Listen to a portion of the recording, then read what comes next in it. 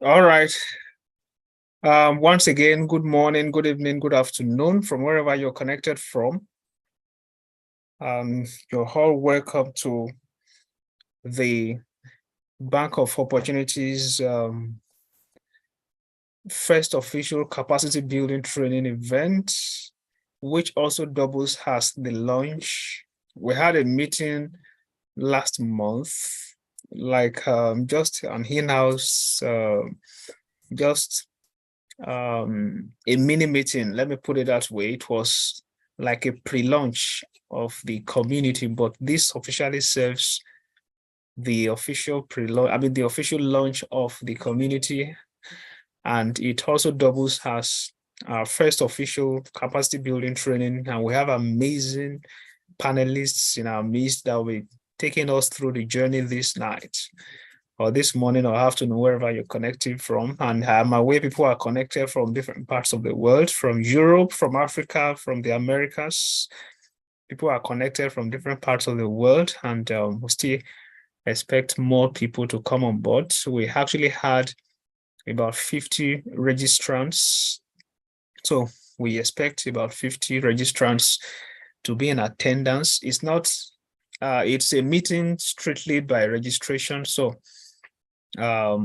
we are still expecting other people to join, but we can't, of course, wait. So we'll have to catch up with the training because we have a lot to unpack tonight. I'm so excited. We have a lot to unpack tonight, and I really want to encourage you to be sure that you have your pen with you. Maybe you have your notepad or something you can use to jot, make a lot of notes. Have a try to also have a very good sitting position where you can track everything you'll be getting from this capacity building training tonight. Okay, so I'm going to be sharing my screen with us now. Okay, so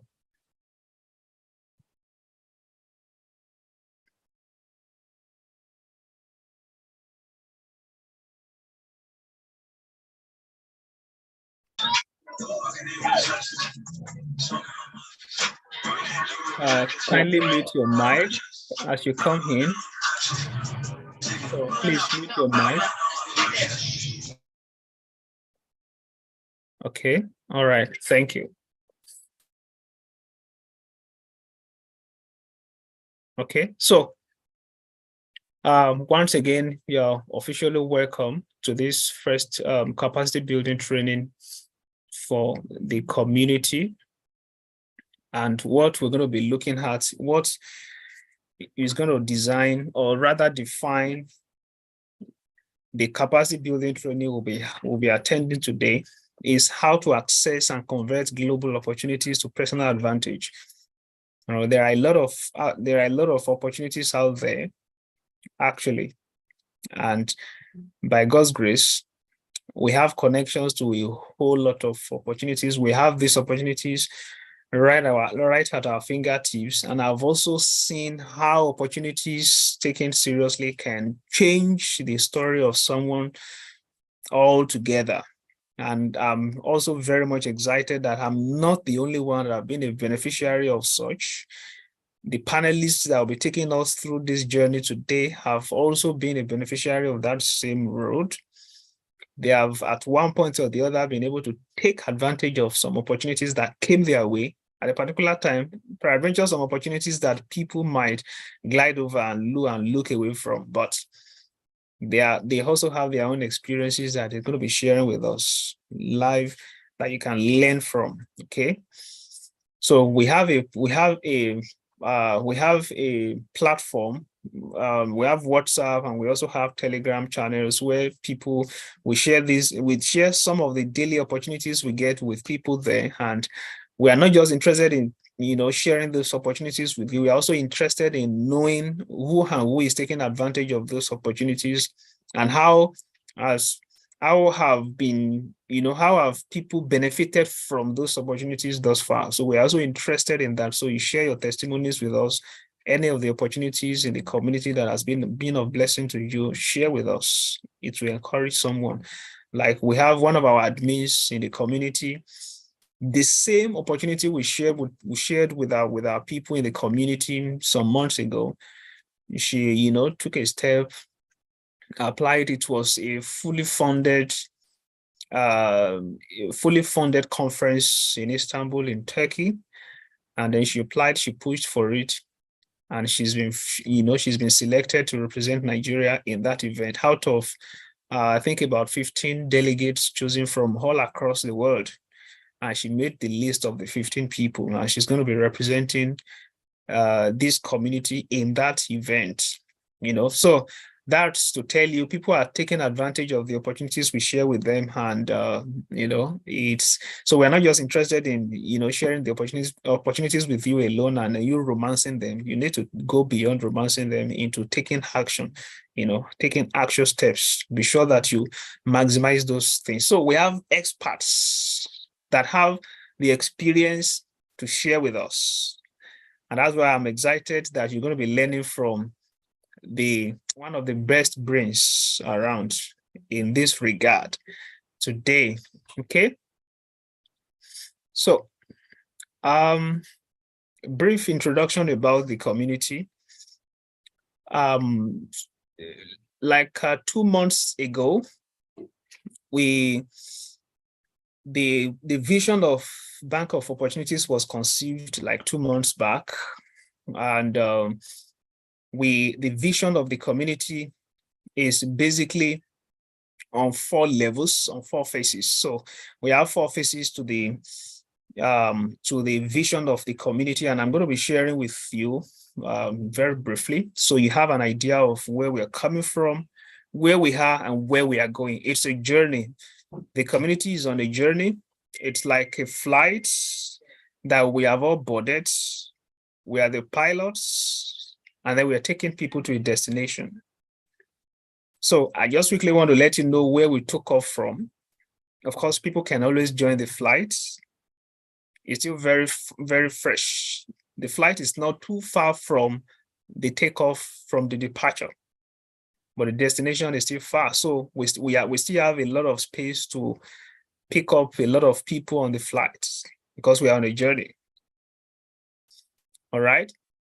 So the first phase of the community was what we started with, where we have a platform where we share opportunities with people on a daily basis, at least like 3 times in a day. So we share opportunities with people, like fully funded scholarships to study in different parts of the world. For those of you who are interested in studying abroad, fully funded scholarships from bachelor's level to PhD level. And I'm also very much in the knowing that some countries have PhD positions like a job offer. For instance, in the Netherlands, formerly called Holland, PhD positions in the Netherlands are a full-time job. So it's a full-time employment where you are hired by the university to go through a PhD program, fully funded. You pay no amount, you pay no euro. It's free, it's fully funded. And not only that, it also includes a work contract where the university gives you an employment contract and you're going to be on a salary. Depending on the faculty, the departments, and the research you're going to be doing, salary ranges from 2,000 euros to 4,500 euros per month. That's the salary range for PhD candidates in the Netherlands. All right. And also for those who have family members, peradventure you married and you want to take a PhD position in the Netherlands, the school also sponsors not only yourself, but also your wife. And if you have kids, it includes your kids. So that's why I'm always very much excited sharing PhD positions with people from the Netherlands. It's a full-time job on its own. But a lot of people are not even aware of these things. That's why at times I feel so burdened that people don't have the information they need to move on. The difference between where you are and where you ought to be, it is access to the right information. And not just access alone, That information, when you act on it, then it becomes profit. And that's why we are here. It's not just about supplying information. The panelists are going to be talking to us some amazing things. Don't just get carried away with the amazing things you're going to be hearing, but what are the action steps you're going to be taking after this training? That's what makes it of profit. And that's what we're after. So we created the platform, and then we share daily updates with people, different scholarships to study in different parts of the world. And also there are different conferences in different parts of the world where you can attend, either fully sponsored or partly sponsored, partly funded, either of them. For instance, the one of our admins got is fully sponsored, fully funded, fully. 15 of them in the whole world. And she represents Nigeria. And good enough, she's also going to be representing this community in that event. So we share such to attend conferences. Then the same thing with summits. There are different summits and also internships. There are internships in different parts of the world. Some internships come with pay. Some come with travel allowances. Some can even come with a job contract if you do well enough after the internship. You know, it can open other opportunities for you. Internships are also a way of accessing global offers, internships. But a lot of people are not even aware of the benefits of internship, especially when you take an internship position out of Africa, for instance. There are a lot of internship positions in different parts of the world, out of Africa, that are amazing with different offers, okay? So also we share different immigration opportunities with people on that platform. So these are some of the things we share with people on a daily basis on that platform. And that's the first level, and that was where we started from, actually. So the second phase of the vision is where we are currently, where we run capacity building trainings to help people develop their capacity. Because personally, I've also seen a lot of Africans that are well endowed, you know, well endowed, different capacity in them, but there are just, in one way or the other, something is not just clicking and people are wasting away. Okay. So capacity building training is the phase where we are, which is the second phase. And what we do and what we hope to do continually, like we have started today, is to bring in keynote speakers from different parts of the world who have the experience, they have the technical know-hows, they have the connections, they have the linkage. We are not interested in public speakers. Please take note of that. We are not bringing up public speakers to our platform. This is not a public speaking platform. No. And what do I mean by that? The people we are bringing to come and facilitate our trainings for us are people who have real practical life experiences, that they have been through a journey in life, so they can share both their failures with us and also their success. This becomes real. People can relate with this. When someone shares with you how he failed, what the mistakes he made, how he was able to overcome that, and then what happened next.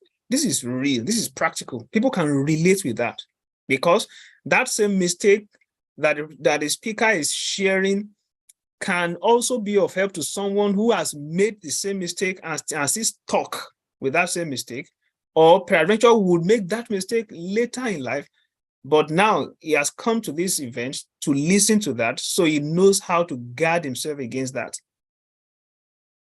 And this is going to cover different areas of life, different areas going to cover, you know, immigration, work abroad, you know, capacity building, project management, different areas of life.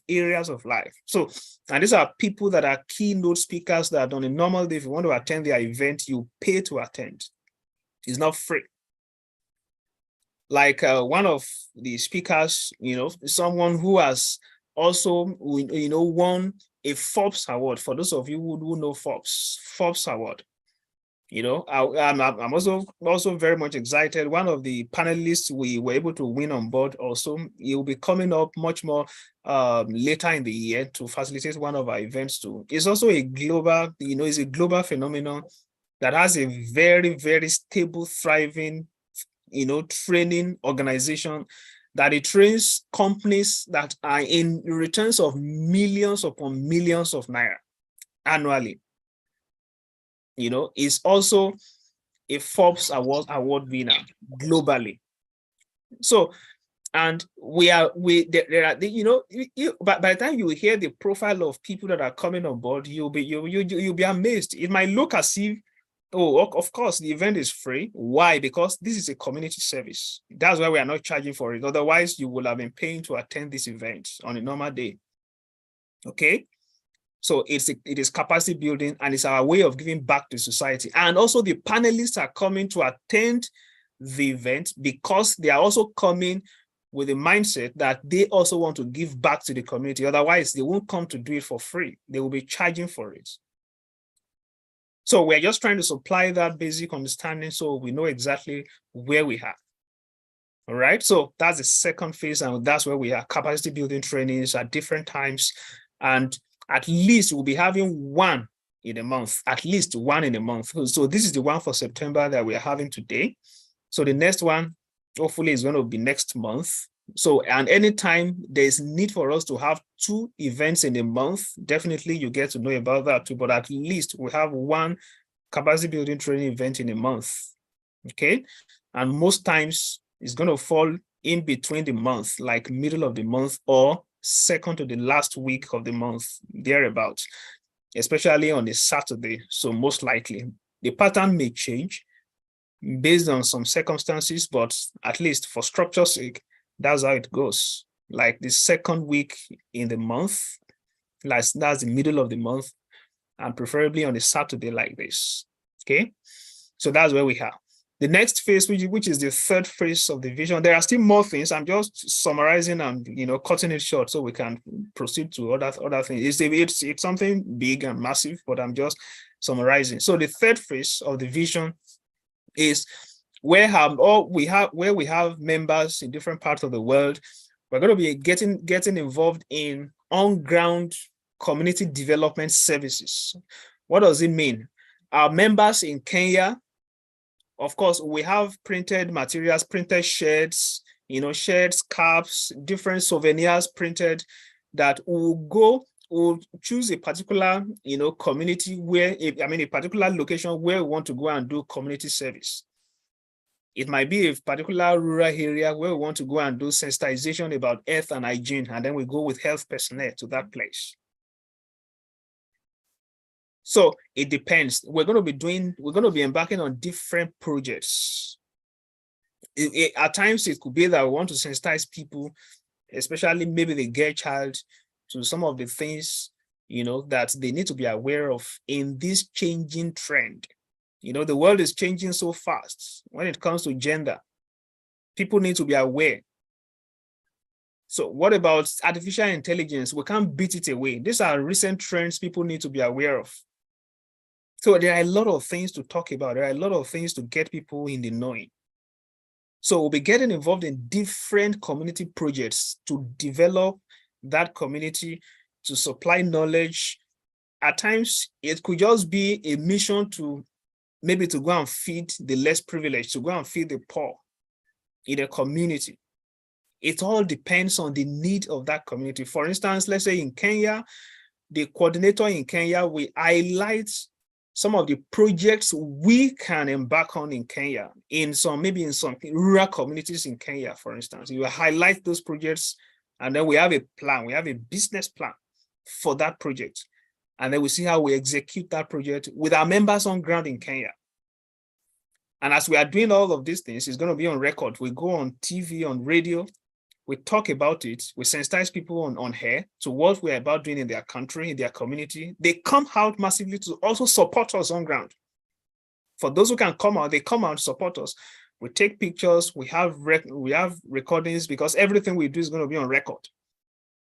And that's what will lead us to the next phase the next vision, where we're going to be having partnerships with international organizations like World Health Organization, like UNICEF, like United Nations and all that. So we're going to be having partnerships with them much more later. By the time we have community services that we have done, we have evidences of different projects we have done and all that. So that will also give us more platforms and more opportunities to help more people.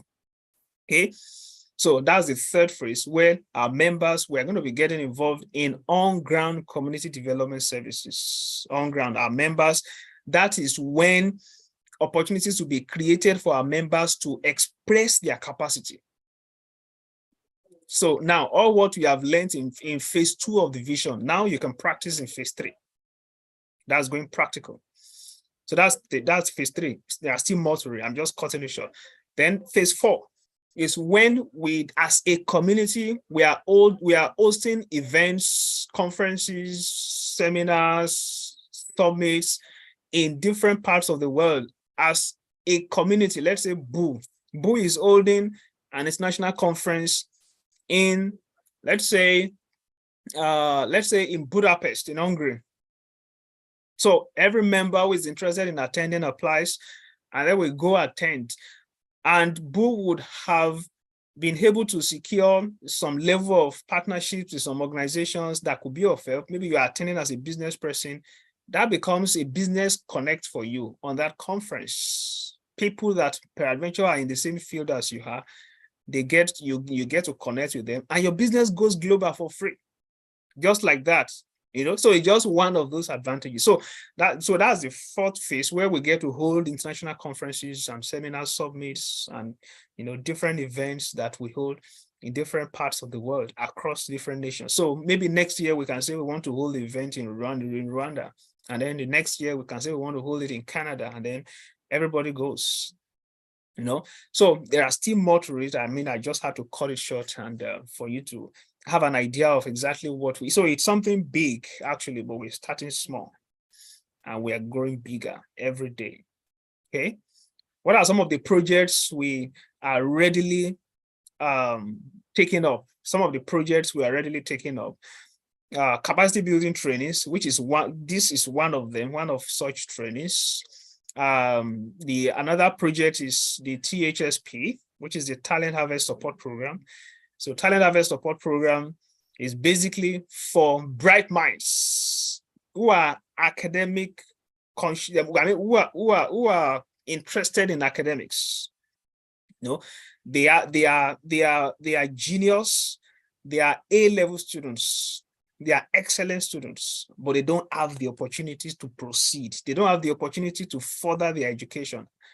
I've seen and I've heard some people like that, peradventure, maybe even their WAEC, they had distinctions all through, but they don't have the opportunity. So they are just there. They are just there. And the bottom line is, after some time, if they don't get the opportunity to harvest that potential they have on time for profit for the society, something else will harvest that potential and they will now become a danger to the society.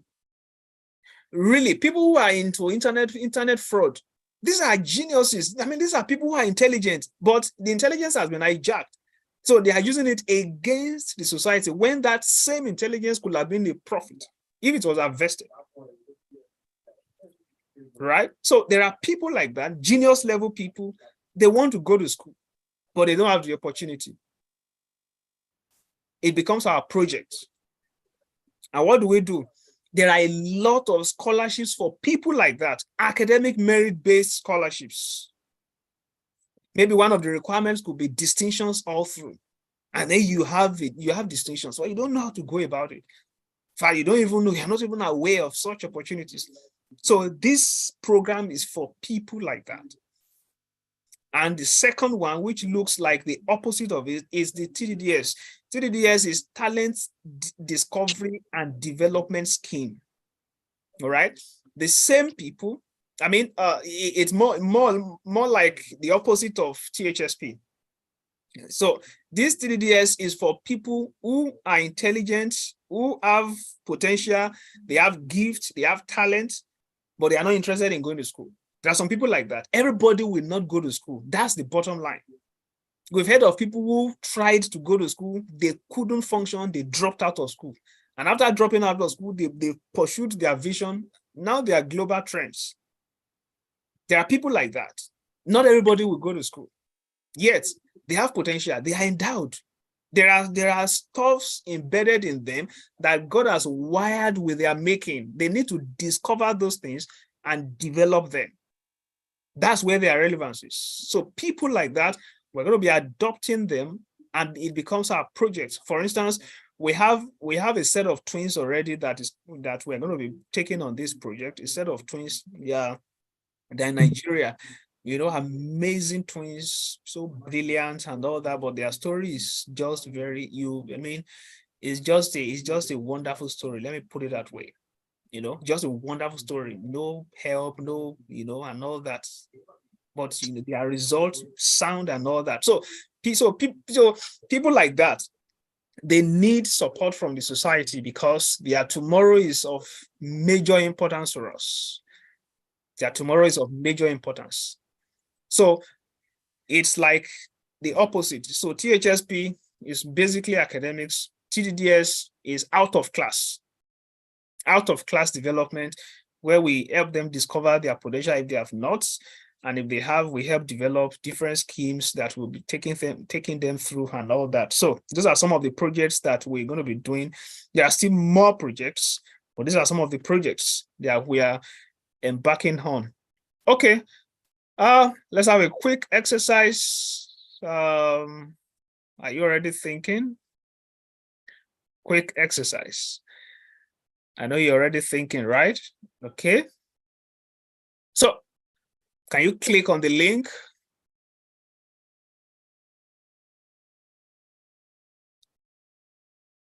Okay. You can click on the link. We want to know, though I will come back to share this. I will come back to share the results. So you can keep filling it and keep submitting it. We'll come back to it later. All right. So you can also scan the QR code. You can either scan the QR code or you click on that link to submit your record. Just one word. How do you feel being here today? And that's the question you'll find in that link. How do you feel being here today? Just one word. Drop it and then come back. Okay. So I'll come back to that later. Okay, that's just a quick exercise for us. Okay, and in our events, we'll be having such exercises. Some could be a brain teaser, that can tease your brain and then you get to think. Okay.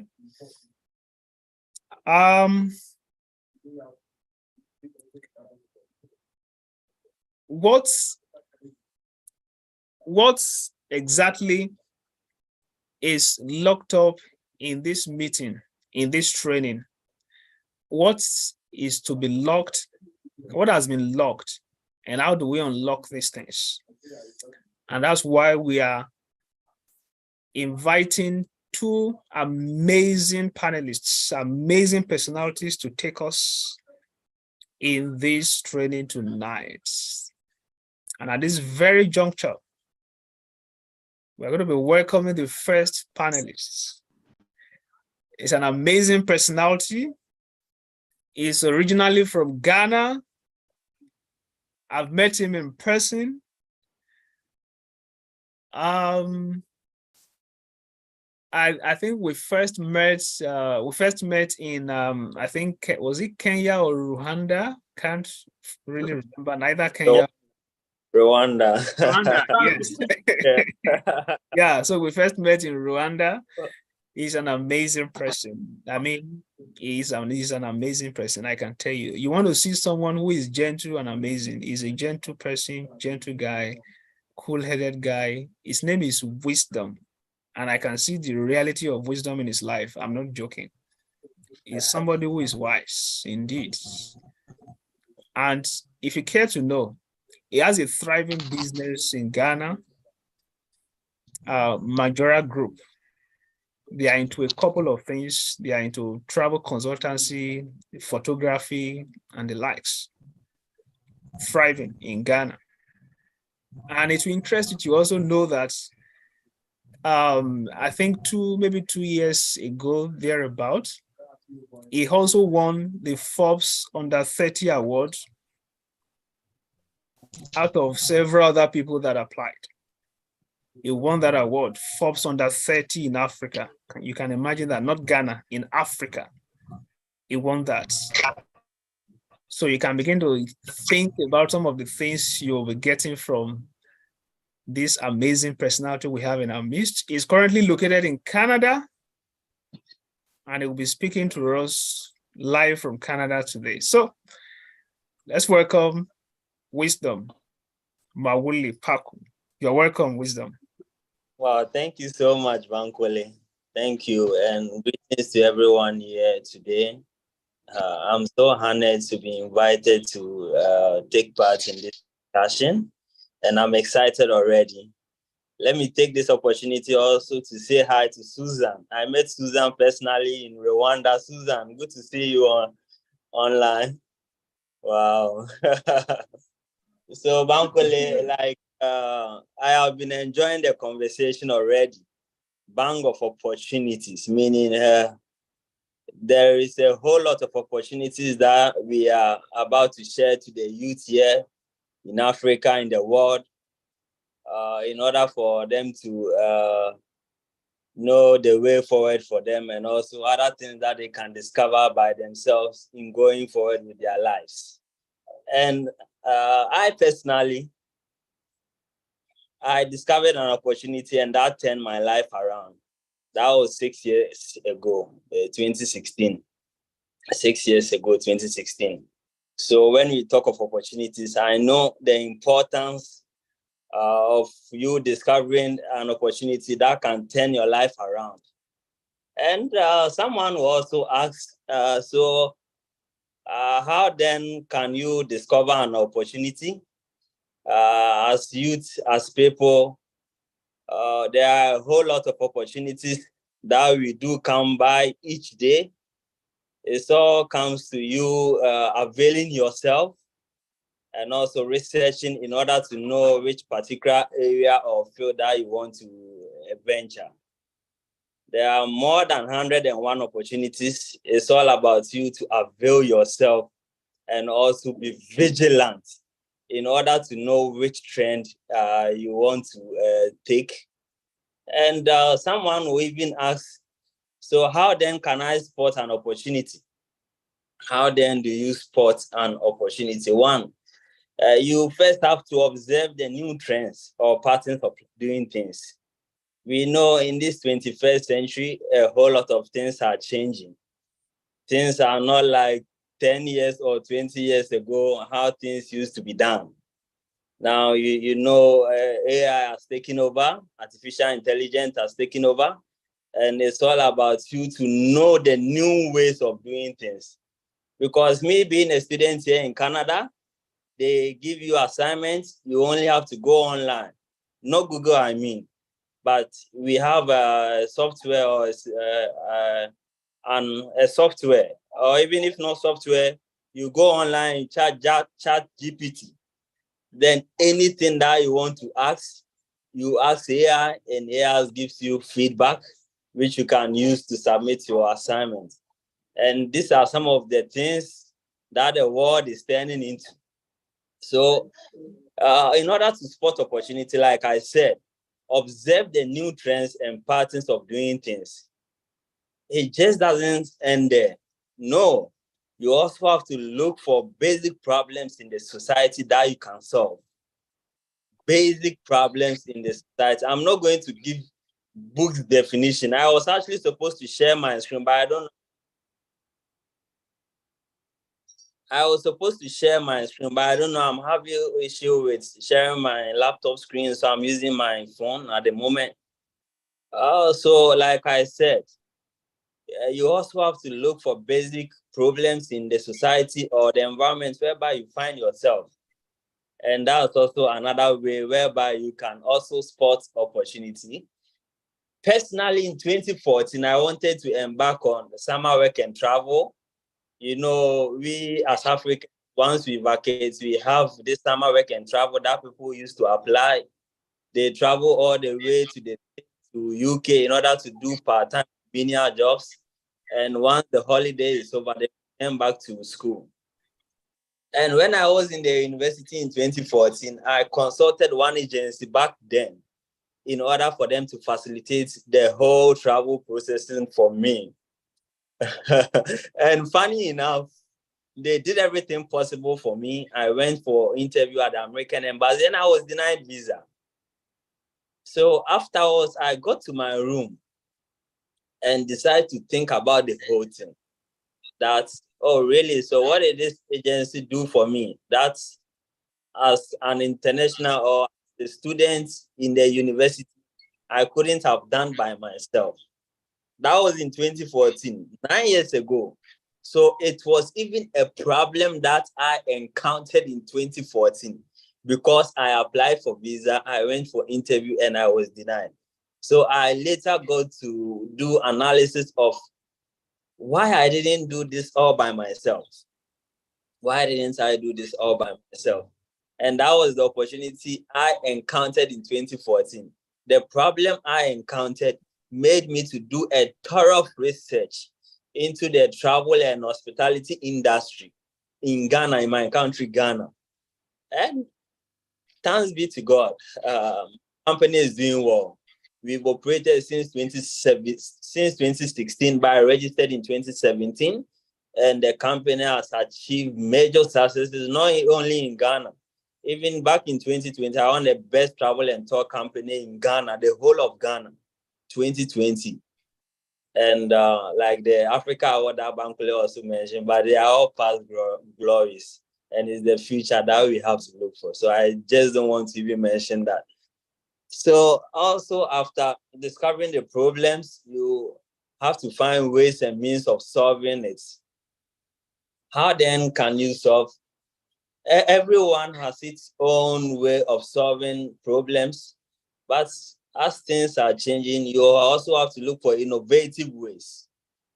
Look for ways that you can solve it simply without you taking or spending so much time. These are some of the things that you have to look for after you have discovered your opportunity or the problem that I'm talking about. And also, you have to also look for gaps in the market. You have to look for gaps in the market. I being in Canada, I'm here as an international student. I'm also here working full time. But funny enough, I don't even enjoy the work I'm doing here because all my life I've never worked for anyone before. So in as much as I have been employed, I am being paid well, but I don't enjoy working for anyone because that was not the life I was living back home. So even with that, I'm still trying to discover other opportunities that me as a student here, I can still leverage upon and turn it into a business. And after school, I can pursue this dream of mine. So like I keep saying, it's all about you discovering new ways or patterns of doing things, finding problems to the basic, finding solutions to the basic problems that we find ourselves in, and also finding the basic gaps that the markets lack. And these are just ways whereby you can spot opportunities. And it just doesn't end there. After you spot the opportunity, what lies ahead of you? Have discovered an opportunity, a travel and tour company, by finding a gap in the industry. And now I am operating my company. It just doesn't end there. After you discover the opportunity, it's now up to you to do a market research,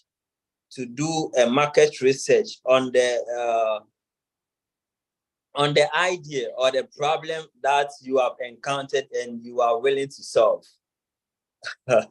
So even after I discovered a gap in the travel and tourism industry, I had to learn more on the job, how to do visa application, how to do education abroad for someone, how to even do tour packages for someone, because I never went to any aviation school. I never did any tourism program. I never worked under anybody in a travel and tour company, but I did self-study. So it just doesn't end there after discovering the opportunity. No, you have to dedicate time to do research. You have to spend time to increase the knowledge that you have in the area that you want to expertise in. Not only about the education aspects, you also have to attend conferences. Conferences like this, either it's being online, either it's being in person, is of so much importance. And I don't even understand why people intend to miss free conferences, because even back then we were paying $500, flying over, buying tickets close to $1,000, booking hotel just to partake in a conference. And can you just imagine that? So I just don't understand the idea whereby people intend to miss such conferences for free. And personally, anytime I attend one of those conferences, I get exposed to a whole lot of ideas, and it helps me increase my market value as a company. Personally, I wish to attend conferences, though I was not so outgoing, I didn't connect much. But after the conference, I get back home, begin to access about how everything went, and I'm able to leverage on the knowledge and the ideas from youth, and I'm able to implement that in my company, and that has helped me a lot. My first conference that I attended was in Ghana, and it was also an international conference. If I can recall, I have project conference, and that was when I met Raymond Bankole. Yeah, that was when I met Raymond for the first time in 2017. I had even just finished school. I should say, and my company was just registered. I didn't even know which angle or which direction to take. But I said, let me just attend this conference. And I attended the conference, go home, and I was so energized to start my company right away. That even my parents didn't understand. And it was all as a result of me meeting a whole lot of youths, people, someone from Namibia, some people from Kenya, Rwanda, Ethiopia, some ladies from South Africa and all that. And I got home and the energy was high. And I just started my business. And thanks be to God, for over 6 years now, we are doing quite well. It doesn't just also end on just attending conferences. You also have to have the desire, the burning desire, in order to move up, or in order to increase, or in order to step out of your comfort zone. Because once I attend the conference and I go and nothing pushes me, there is no way I'm going to get started. So I attended Youth Spark, I have project conference and a couple of conferences in South Africa and other African countries. And once I get home, I have this burning desire in order to start something. Even it's not just about conference. At times I can work throughout the whole year, become fed up, I'm so exhausted, fatigue setting, and try to embark on not conference, but trips to, let's say, Dubai for holidays. And once I even return back from Dubai or my holidays, I re-energize myself and I'm able to come up with this. Me being in Canada, I'm studying full-time, I'm working here full-time, but my mind is stuck because always I'm busy working on assignments, I'm busy working on projects, I'm busy working on visas for my client education consultancy stuffs. Because I don't have any break to even take. But once I decide that this week I'm not going to work, I'm taking a 1 week break. And after the break, I see I have some innovative minds. I have new set of ideas. I have some new set of plans that I want to launch in order to help people and all that. So a whole lot of people also think that opportunity just ends there. No. If I present you an opportunity and you yourself, you are not prepared, how then do you win that spot? Or how then do you take charge of your dreams?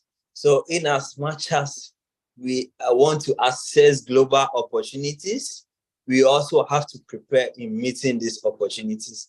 And personally, myself, as a student here, I won the Royal Roads. My school is Royal Roads University in Victoria, BC, Canada. And I won, I was one of the award winners for Royal Roads Entrance Scholarship. Though they are not paying full of my tuition fee, but it's helped me get access to 5,000 tuition credits. So just imagine. And it was all about me researching in order to discover this opportunity. And they needed someone who has practical leadership or business experience back in his or her own country. And in as much as I won the award for Best Travel and Tour Company, I used the Forbes Award to write some essays, and I was able to win this award. So, provided if someone showed me the way that I can apply this conference, and I am not prepared, I don't have any business, I don't have any track record or achievement back home, meaning I can't even prepare for this award in the first place. So opportunity always has to come with preparation or goes along with preparation in order for success to be achieved. And I am a living testimony to that. And I'm even still looking forward to applying other scholarship. But at times, I just start the whole application. I ask myself, one particular scholarship, they want someone who has innovated something or an idea prior to its 1 year of being in Canada. Though I have my business in section, but I ask myself, what new ways have I added to my business that I can apply for this scholarship? And that's even worth more than 10,000 tuition credits. But I just see, or I just realized I have focused so much on my company back home, and I'm even not trying to pursue the vision or the ideas that I'm finding here. And because of that, I'm not prepared to apply for such a conference. So I'm just coming down to preparing in order to meet the opportunities that people share or that we discover by ourselves. And people miss a whole lot of glorious opportunity just because opportunities wouldn't come to you plain. It comes dressed in overall, thinking that, oh, so how then do I break this down? How then do I discover this thing? Because it wouldn't come just plain. You have to get time in order to read about the eligibility requirements, in order to read about the specification that they need. Other than that, you don't even have to try it in the first place. You see. So it all comes to us knowing what we want to use our life about, and in order to fishing for these glorious opportunities. I wouldn't keep my speech for long, but I know a whole lot of questions will pop up once we open the portal for questions and answers.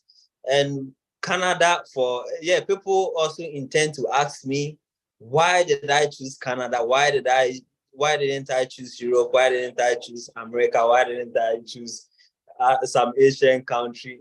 And or even not all of you, but those of you who also read White on immigration laws knows Canada, Australia, and some few other countries. Once you are an international student and you are able to graduate, it's so easy to apply for postgraduate work permits.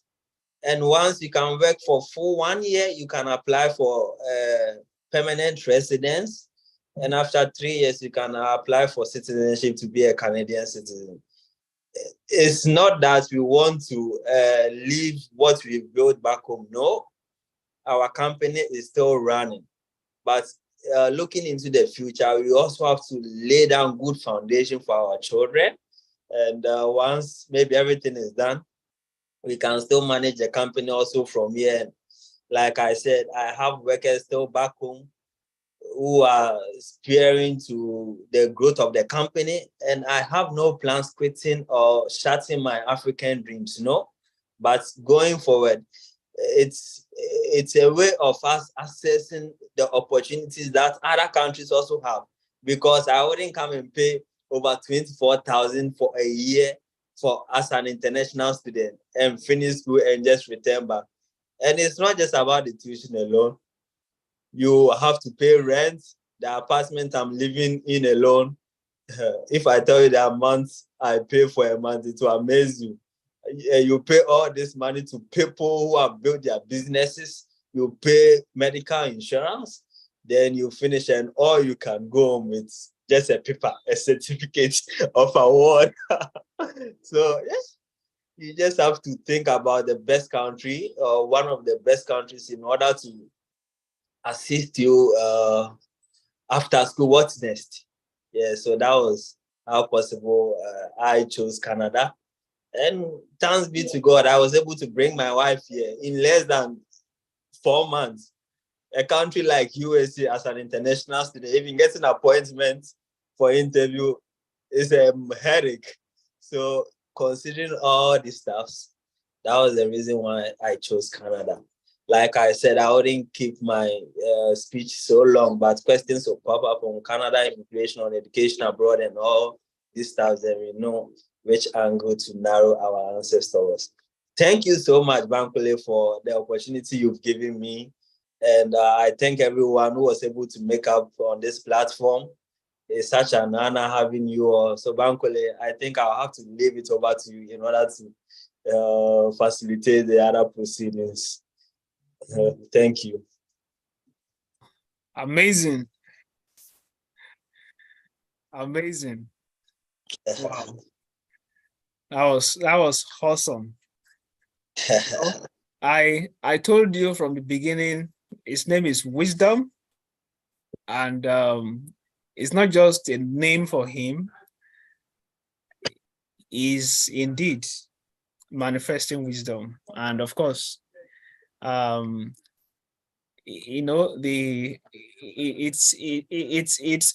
becomes a point of wisdom itself if you're able to recognize wisdom. Wisdom begins from your ability to also recognize wisdom, actually. And we can practically see steps of wisdom in everything he has shared. Just 2 days ago, 2 days ago, I woke up and then it just occurred to me. I put it on my Facebook page, and I just thought of it, that when someone shares a level of wisdom with you, like a counsel, in this kind of event, for instance. Now, the bottom line is, this becomes practical wisdom for someone out there, and it's coming for free. But he didn't get these things for free. He paid to walk the road to get to learn all these things. So wisdom is not free. So wisdom is actually the manifestation of someone's pain, but you are getting it for free. And the bottom line is, someone who rejects wisdom also, on the other hand, they're probably in that same area where you neglected wisdom, there's a waiting pain. Wow. In that same area. Wow. So it just occurred to me like that 2 days ago, and then I posted it. I said, wow, I personally love this. So, and looking at the presentation now, it just, came back to me that, look, it is always wisdom to take note of things like this. And I really want to believe that we made notes. I personally was making notes. I was making notes because it shared something very practical. And, like I said earlier, we are not bringing public speakers here. Bank of Opportunities is not interested in bringing public speakers. Why? I'm not against public speakers, but we are building something real here, something authentic. Public speakers have the ability to lift people up, and people are on their feet. When public speakers leave, people will fall to the ground again. And then they are back to square one. So they lift people up with their words. We are not trying to psych anybody up, but we are doing the development project. This is a development project. This is capacity building. And it comes in form of training. Personally, I've learned a lot from what Wisdom shared with us. One of them is, how many of us looked at it? How many of us checked it that way, that he actually started his travel company because he had a personal travel problem then. And then that provoked a thriving global business out of him. Now, the bottom line is the capacity to run that building was in him. When he went to meet that particular consultancy firm to do that processing for him, if it had gone through, the capacity to run the company is running now, that has won awards, would still have been there, but unmanaged, untapped. Now, what problems and challenges have you personally faced in life before that peradventure something should have come out from that problem, but you didn't get the message? Something should have come out from there. That's how businesses start. That's how concepts and ideas come up. Because this training is definitely going to provoke something out of people and get very creative, get to establish something, get to do something. Maybe there's an idea, there's a project that has been on your mind for 20 years, for 15 years, for 5 years, and you kept on covering it somewhere. When exactly are you going to start? When are you going to uncover it? So that's a major lesson. And he also said, attend conferences. Attend conferences. It will interest you to know, actually, that it was a conference that I attended, that I met the two panelists on this call today. It was one conference that I attended. Wisdom talked about it, one conference. That was where I met Wisdom. That was where I met Susan. That was where we met. Now, imagine if I had not attended that conference, the three of us wouldn't have met. Now, look at what we are doing today. If I had missed that conference, this wouldn't have been happening.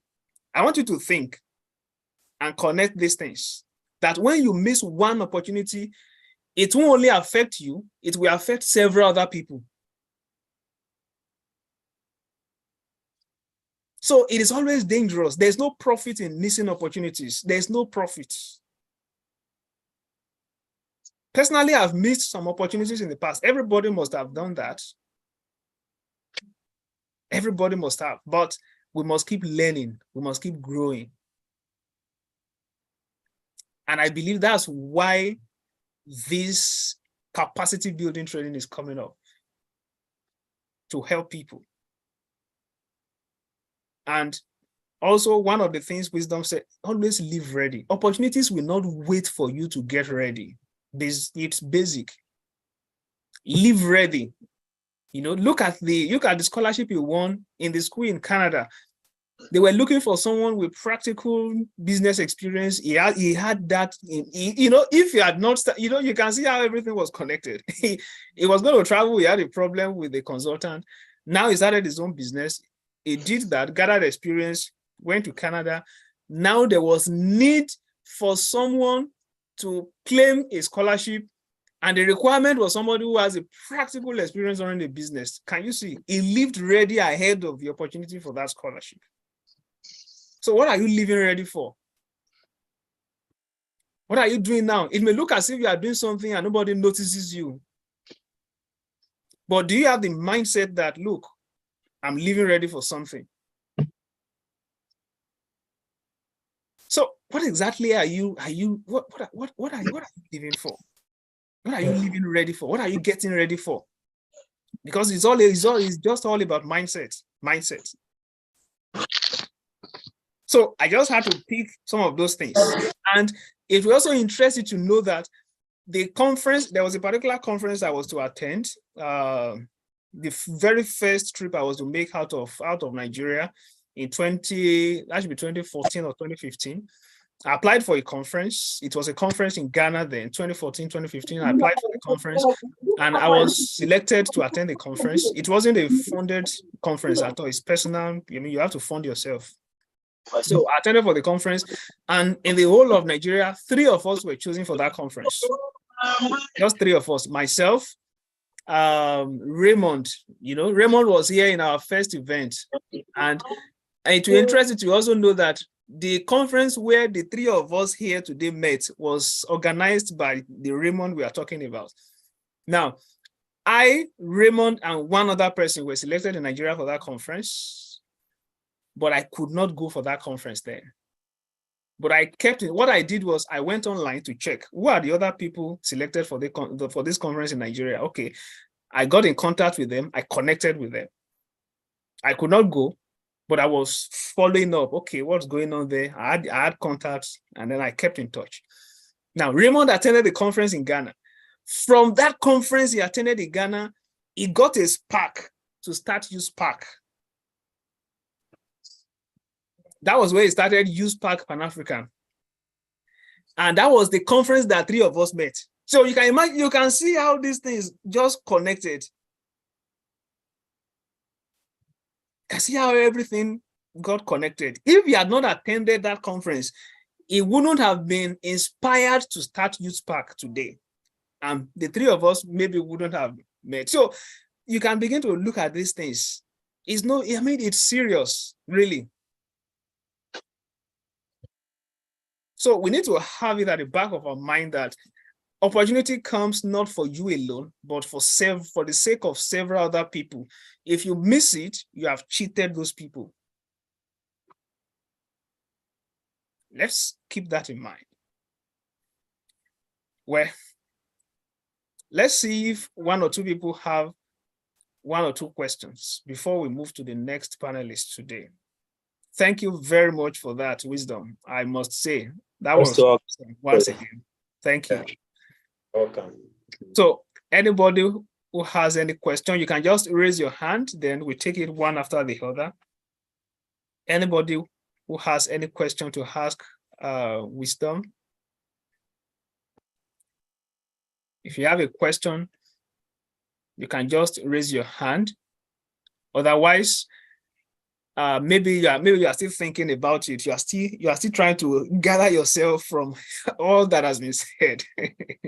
You are still trying to gather yourself and all that. That's also fine. So if any question comes up in your mind, put it down. We'll come back to that later. Okay. So Wisdom is still very much with us. You can always answer the question when next the opportunity comes for that. If you don't have any question at the moment, if anyone occurs to you, put it down somewhere. Then Wisdom will answer after now, as we move to the second panelist today. Once again, thank you very much, Wisdom. Welcome. So glad you shared this with me. Yes, thank you very much. Okay. So we are moving to the second presentation today, second training. I think it's a balanced setting. Good enough. Balanced setting. We are not gender biased. We have a male panelist and we also have a female panelist, and that balances the equation out. And the second panelist in the house is Susan Sagina. And let me tell you something about Susan. Sincerely, I don't know exactly how to introduce Susan. That's one thing. I don't know exactly how to introduce her. She's a woman of many parts. I'm not mincing words. I mean it. She's a woman of many parts. She's a woman who has enviable capacity, I can tell you. She's a woman who on her own is an embodiment of wisdom. And not wisdom alone. Is also someone that you can always count on. You know, there are some people that you can't count on them. If you want to do a project, count them out. Once Susan says yes, count on that yes. Take it to the bank, you will cash it out. You know, some qualities are not cheap to come by on the street. She's also definitely, you shouldn't be amazed, because she's also one of the board members of this community. Definitely she'll be coming for other trainings too, because we want her specifically also to drive the women in this community. She has a community where I think mentorship minds, I mean, she will talk about all of that. I sincerely don't know how to introduce her. She has a whole lot that she does. She will talk about all that herself. She has a number of women she personally trains in Eastern Africa, not Kenya alone. She's from Kenya. But from the whole of Eastern Africa, she has different women she trains, she mentors, and these are people that are doing well. There was a time she came to Nigeria, we met then, and with Raymond. And then I got to know Susan then, as at then. I don't know about now. I don't know how many she has now. As at then, I'm talking of 2019, 2020. Susan, as at then, has, I think she has about 4, 5, or 7 streams of income. Only her. Different streams of income. She has affiliation with different international organizations. I just can't finish talking about the capacity this amazing personality has. Please, it's a great pleasure to welcome Susan Sagina. And I would also like to mention that she's a mother of, I think 3. Yeah, she's also a mother of 3. So you think she's just one young girl on the streets. She's a mother of 3 already. I know somebody is saying, wow, yes. She's a mother of 3. And she does all of those things. So maybe one of the things she will also share with you is how is she able to manage all these things? She's a wife, she's a mother, she has a whole lot on her table. Please join me to welcome Susan Sagina tonight. Susan, you're welcome. Thank you so much, Bankole, for inviting me. Thank you, team, for being here. And thank you, Wisdom, for a nice presentation. It was really inspiring to people who are here. And I believe that they are going to implement the same. I don't want to talk about everything I do, but I'm here with 3 hats. One, I am here as an advisor to the Bank of Opportunities Board. And I'm also here as a founder, Great Minds Mentorship. It's a women entity. And I'm also director, Swango Company Limited. And currently, I'm out of my home for about 2 months. I've been developing a strategy for about 3.5 million women at the coastal strip of Kenya. And I'm developing a strategy for women economic empowerment currently, which is going to last up to November. March, you'll know me as we go by because we're still together and we are still moving on. Basically, today I was invited to talk about global opportunities for for the benefit of you as an individual. So I won't talk much. I want to just go straight to my presentation. So I'll share my screen.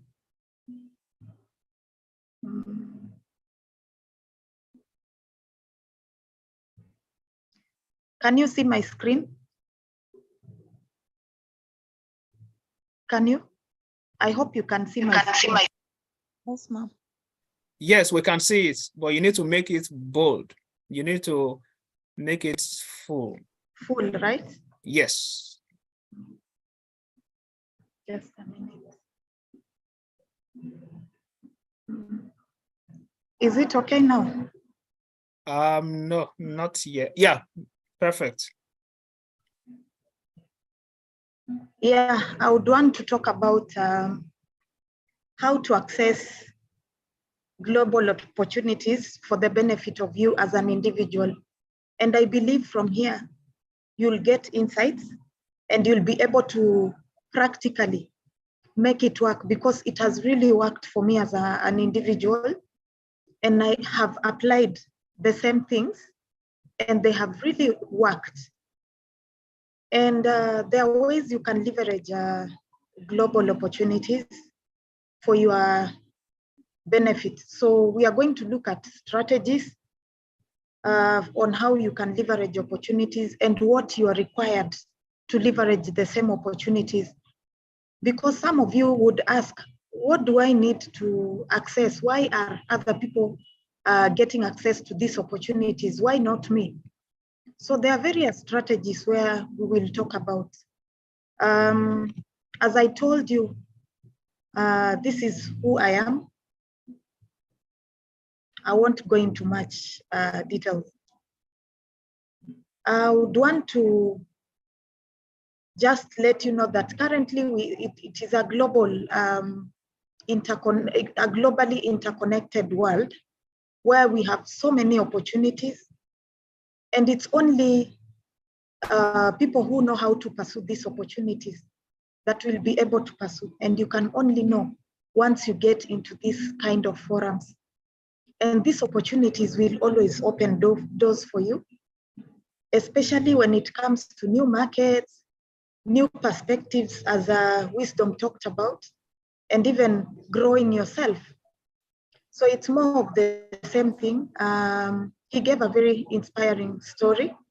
So if you follow all this and apply what he's doing, basically you'll get something, and we want to hear you talk about these opportunities and your success stories.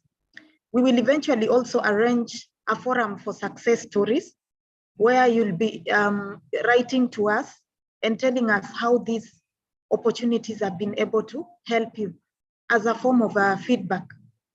So we will just give you a chance in future to just highlight that, because I'm confident with this, you are going to get these opportunities. So basically we are looking at every person, every individual looking to enhance their career, their jobs, their businesses. And then I'm looking to also showcase how you can actually convert these opportunities into your personal growth. And at the same time, explore various strategies where which can help you to navigate through these opportunities. So basically, what are the significance of these global opportunities? It will help you to grow economically. Like Wisdom has told you, there are so many opportunities. Though being an entrepreneur, there are also others which he could explore.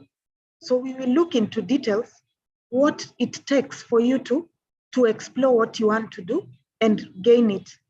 So the second part is it helps you to venture into the innovative hub, which already you've heard about. So of course, the exchange of ideas would help you technologically, because in our countries, we may have going to another country, you get new ideas. Like when I was in Ghana, I got some technological venture of how garbage is recycled. And the Great Minds Mentorship women group, which I founded, actually does the recycling. But I got new perspectives when I went to Ghana. So those are the benefits of global opportunities. The second one would be you'll get opportunities that will help you to diversify and reduce risks, because doing one thing is actually so risky. And your mind will be exposed when you go globally, and you'll be able to explore so many opportunities. Then cultural exchange. Basically, you learn the positive cultures from other countries and all that. So it will expose you. You won't have that cultural, it's called culture shock. So by cultural exchange, you learn new things and you'll have a new understanding. You'll be also tolerant to new ideas. Then human capital development, of course, Wisdom is in Canada to get a resource, which is global education and which is so marketable. These are some of the opportunities. Also healthcare and pandemics. By going global, you'll be exposed. You'll also be able to advise when it comes to healthcare and all that, because there are countries which are so advanced in terms of health and all that. For those pursuing the health career, it is a good opportunity to venture into. We also have issues of environment and sustainability. It is an emerging issue because environmental sustainability is something through climate change. It's something that the globe is working on. Recently in Kenya, we had a global climate change event. So we had so many people from different countries coming in. So these are some of the opportunities. As Bankole said, you have to explore through conferences. Make sure you follow up the Bank of Opportunities postings that are put on social media so that you are able to access this kind of opportunities. Then we have, it reduces poverty, of course. That is evident. Political stability, because there is that interdependence that promotes relationship, and which is normally called diplomatic relations, yeah? Then it also promotes that element of resilience, yeah? Resilience in terms of crisis. You are able to sort out crises in your country by looking at dynamics from other places.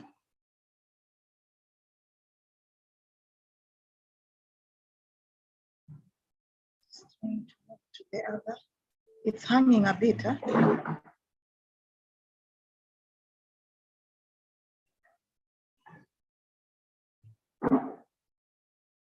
I'm quite ahead, right? Yeah, we were looking at those opportunities. Sorry, I'm ahead. Huh? My slides are misbehaving. Sorry.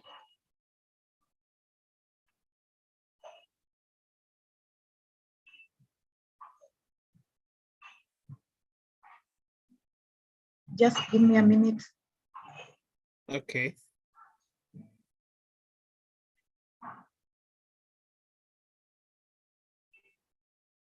I hope you are enjoying. This is a free forum, yeah? Yeah. And it's an open forum for us to really explore. Yeah, we are. We are really following. You are enjoying, right? Yeah. Learning a lot.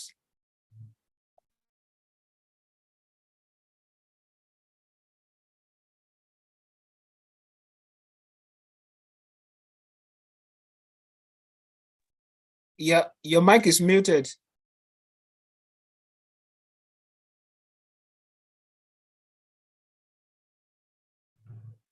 Thank you. What are these global opportunities? Some of you are asking about that, because we've talked about opportunities, global opportunities and all that. These are just advantageous possibilities, any possibility. It doesn't necessarily mean only in education. All the possibilities, including the economic, cultural, educational, even health, and even collaborative prospects. And the collaborative prospects are what we are talking about. We met, the three of us, in Ghana, which is why we are here. And we are making changes in the world. And what are these forms of global opportunities? We have business opportunities. We have platforms that really open up for business opportunities, which BOO will be sharing to you. So be keen on that so that you are able to leverage the global market, and it will also help to expand your businesses. Whenever you have whatever small the business is, always explore the global perspective of that kind of business. Then secondly, we have educational opportunities which have been posted from time to time. We have research opportunities, we have online courses, all those opportunities. We also have cultural opportunities.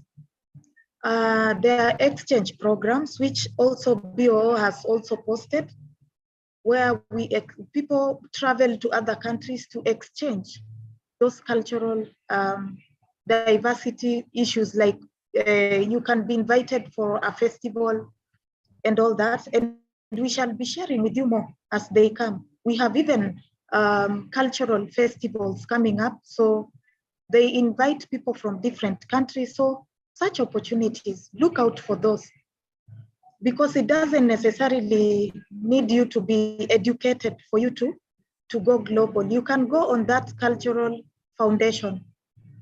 We also have humanitarian and volunteer opportunities. Of course, we have disasters all over the world, which actually needs volunteers. And people have only a perception of when you go abroad, you go to clean those old people and toilet cleaning and all that. No, there are many opportunities. You can travel to a country to, if you have a disaster-based knowledge, which we will look at it later, what you can leverage to go global.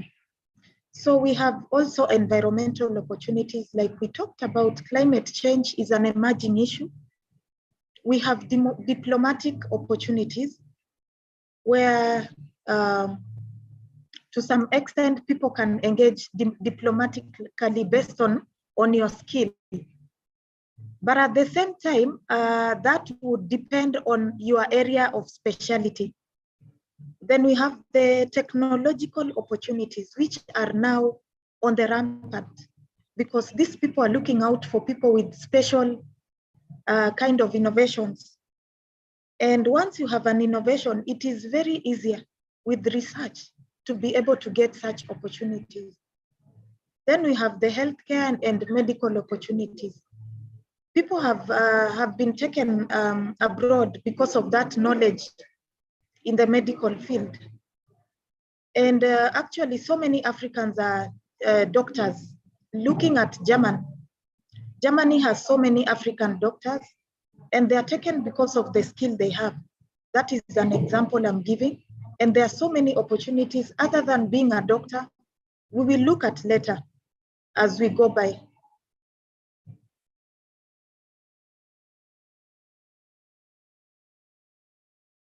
My mouse is hanging a bit, so moving to the next slide is a bit.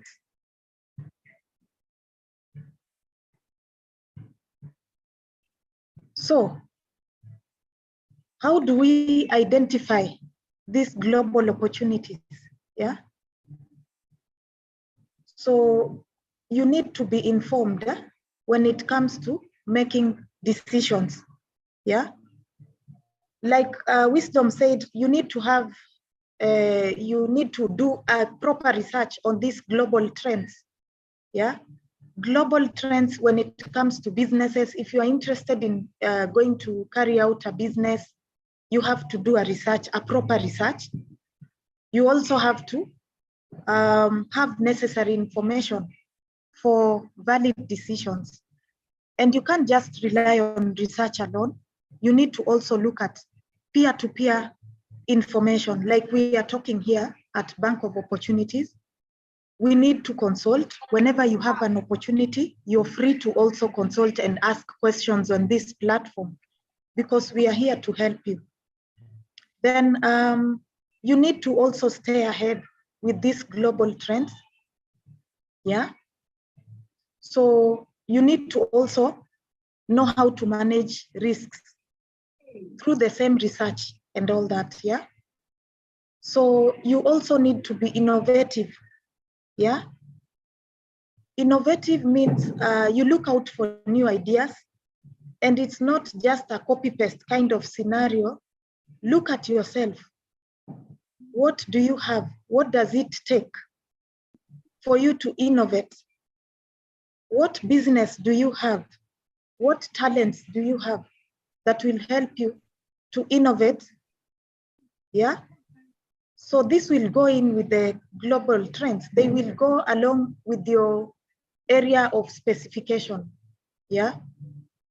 So the other importance is that you will also be connected globally. Wisdom is from Ghana, living in Canada.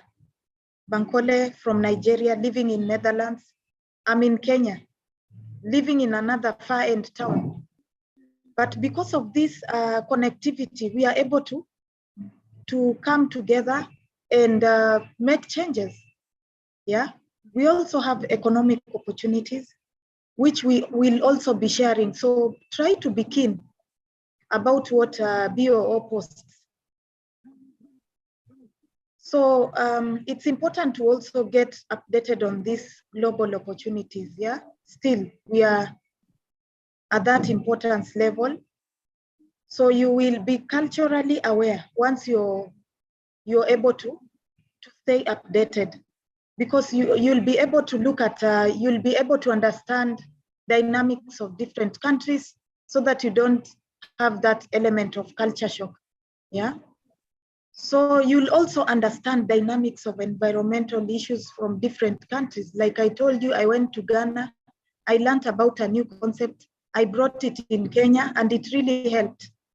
Because at the countries where we are, people have not discovered new things. So once you are globally traveled, you'll discover new things which will not actually face competition, and you will execute it easily. Then it will also help you for those pursuing environmental issues, to have this issue of environmental disasters. Yeah. Then we'll have also issues of health, pandemic preparedness, like we had COVID-19. The vaccines came from elsewhere. I'm told in Rwanda, people had this local concoction where they had to take. But of course, we had exchange of dynamics, exchange of ideas from different countries of how now they were sorting out this global pandemic. Some countries were using different vaccines here and there. So once you're well traveled, and once you know these ideas and all that, you are able to know which vaccine you are able to use. There are vaccines which harmed more people. Yeah. Yes, Emmanuel.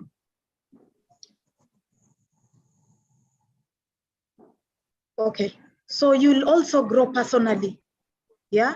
Once you learn a lot globally, you are getting exposed. So you'll also be resilient. Resilient means you are aware of what's happening. So you are not swayed here and there. So you'll also be able to know the political dynamics of different places. So yeah, so some of the global trends which Wisdom was talking about, you can research or you can venture into several areas. Number one, we have the technological trends. He talked about ChatGPT. There are new trends coming up. It makes work so easier. It makes everything, whatever work assignments were done in 2 days, you can do it in 30 minutes. We have the 5G technology. Of course, I understand some countries are still 3G. Kenya, we are at 4G. You go to other countries, you find they are 5G. The technology is on another level. So we also have remote work telecommunication. So out of now understanding the technological dynamic, you'll be able to now interact remotely, work remotely, and also telecommunicate remotely. Some people don't even understand these Zoom things. You tell somebody about Teams. There are organizations where they have job opportunities. But because you don't know how to interact with these telecommunication tools, you can miss out. So learn about Teams, learn about Zoom. So many people know about Zoom and all the other, but all the other telecommunication tools, we are not aware of. Try to research and be aware. We also have sustainability trends. I've talked about environmental conservation and renewable. It's a global trend. It is something you talk about and every other person will buy that idea. So come up with the innovative solutions along that line and you'll be able to get job opportunities abroad and not only abroad, and it will also promote those skills wherever you are. We have the health trends, the vaccine development, we talked about it, and also the telemedicine. Telemedicine means you are prescribed online. You don't have to go long distance looking for a doctor and all that. Those things are coming up. Then we also have environmental, of course, we've talked about that. Economic trends, we have digital payments coming up, economic recoveries. So these notes will be shared on the platform for you to look at it further. Because of time, I won't go into everything. We also have educational trends, like what we are talking about now. We have energy transition trends. So look at these trends and see where you comfortably, you are comfortably suited so that you are able to look out for opportunities. So we have various strategies for accessing global opportunities. Number one, it's through networking. Right now we are networking. Second one is through research. As Wisdom has told you, you have to really research for you to be ahead in the game. You also need to look out for education opportunities. You also need to learn new languages. If you want to go to, let's say, Germany in the next 1 year, you have to also learn about the language so that you're not distressed when you get there. We have cultural distresses. They happen when you haven't done enough of learning and all that. So we also have online learning platforms, which Bank of Opportunities will also be sharing to you. Yeah. So we have opportunities. We have various opportunities. So now, how will you identify your uniqueness to these opportunities? Yeah. Some of you are asking, whose opportunities are these? Me as an individual, am I able to explore such opportunity? I'm not educated. I don't have a business. Those questions are ringing in some of us' mind. Anyone can go global. Anyone can explore these opportunities. And it is all inclusive.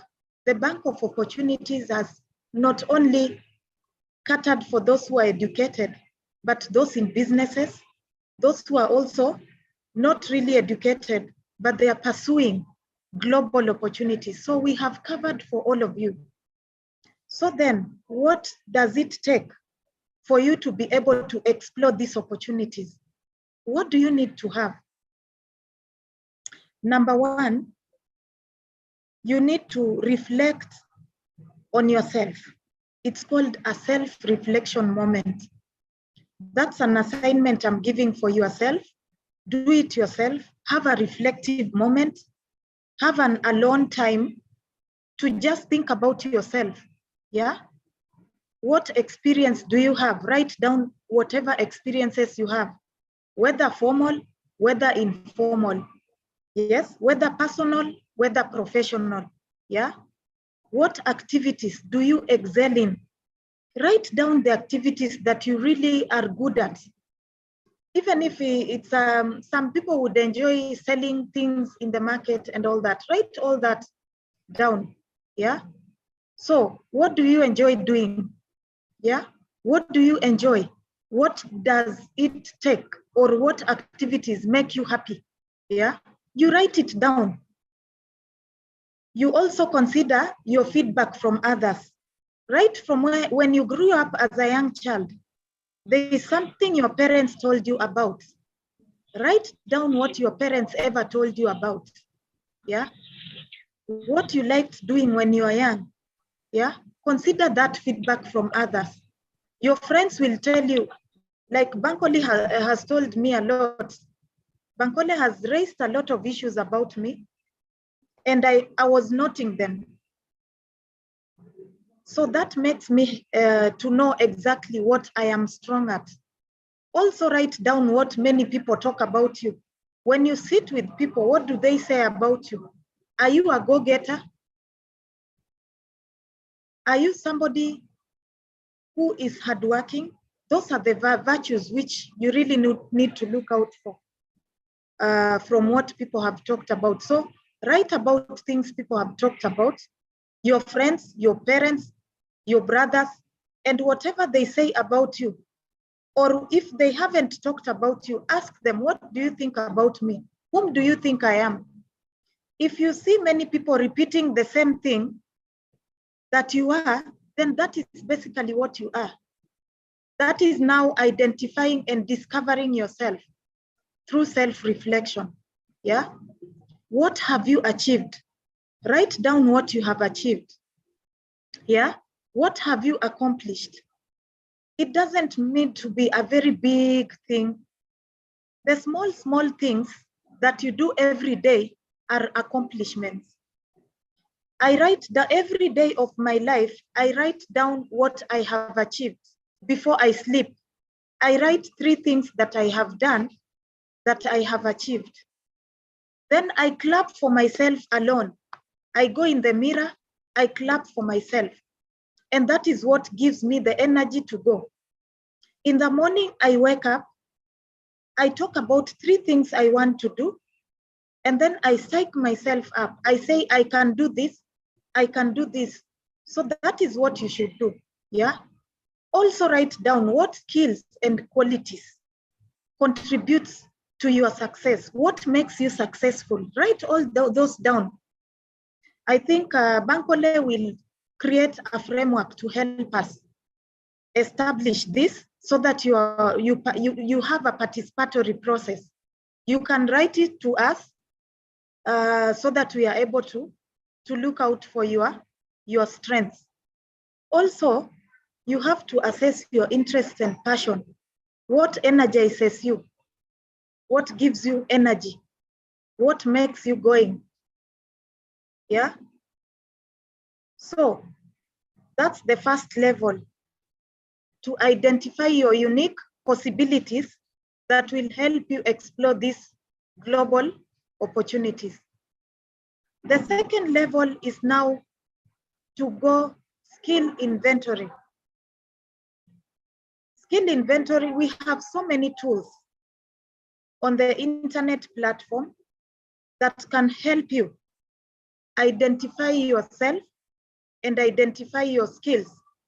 I was looking at the one tool is called the 16 personality traits. You can write it down so that you can Google. It's a 5 minutes thing. So when you fill it up for the 5 minutes, you'll be shocked about yourself. So it was like a prophecy to myself. So those are some of the tools you can use to discover yourself. So when I filled this tool, it took only 5 minutes. And I looked at it and I was so shocked. I'm like, oh my God, this is really me. It talks about me in a language that I cannot really express myself. So I will be sharing a link through Bankole so that you are able to fill in and give your views of what you have seen about yourself. Tell us whether it speaks truth about yourself or it's lying. Basically, 99% will tell you about yourself. And when you're filling this tool, be honest about yourself. It will ask you questions here and there. Be honest about yourself. That is when you'll discover yourself, things you've never known about yourself. It's called a 16 personality test, 16 character personality test.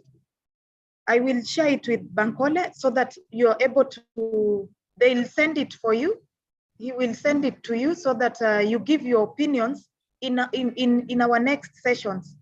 But you're free to also share it on the platform to see what it says about you, if it's true or if it's not true. Another level now is just considering your personal traits, but the tool will really help you a lot, yeah? You will reflect on your core values. So in our next meeting, we shall also learn about the difference between skills, the difference between personalities and core values that will help you to really rediscover yourself. Yeah, that is what we need to learn about next time so that you fully discover about yourself. Some people discover themselves at 40 years, 50 years, but you are lucky. If you are less than those years, then this is the platform to explore, and you will be able to discover yourself so that you don't concentrate your efforts on things that won't help you. And that's why some of us, we do things, they don't help us. We invest and it does not help us. We go to businesses and they fail. It's because we have not evaluated ourselves. Still on the identifying your unique values or your uniqueness to global opportunities, this feedback assessment tool is what I've been talking about.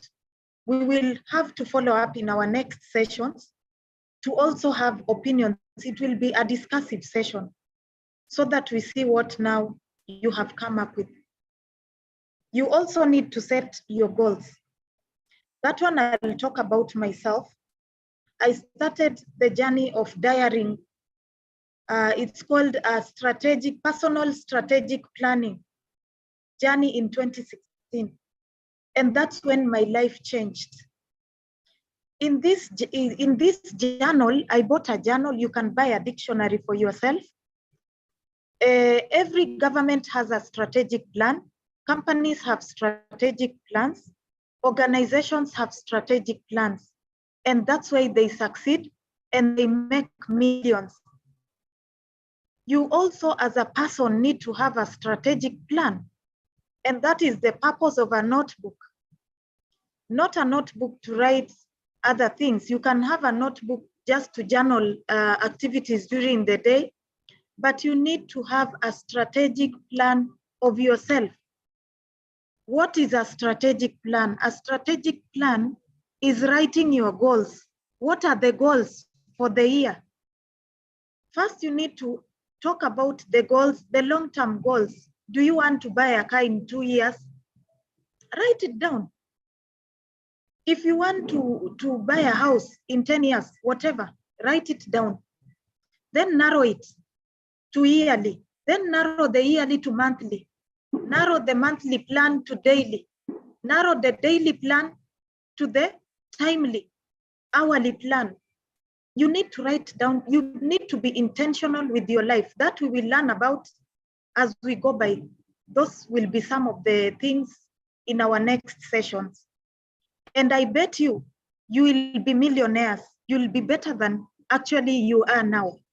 A millionaire doesn't mean money-wise, it is having wisdom, yeah, gaining those tenets of wisdom that will help you have knowledge and a lot of wealth in terms of knowledge.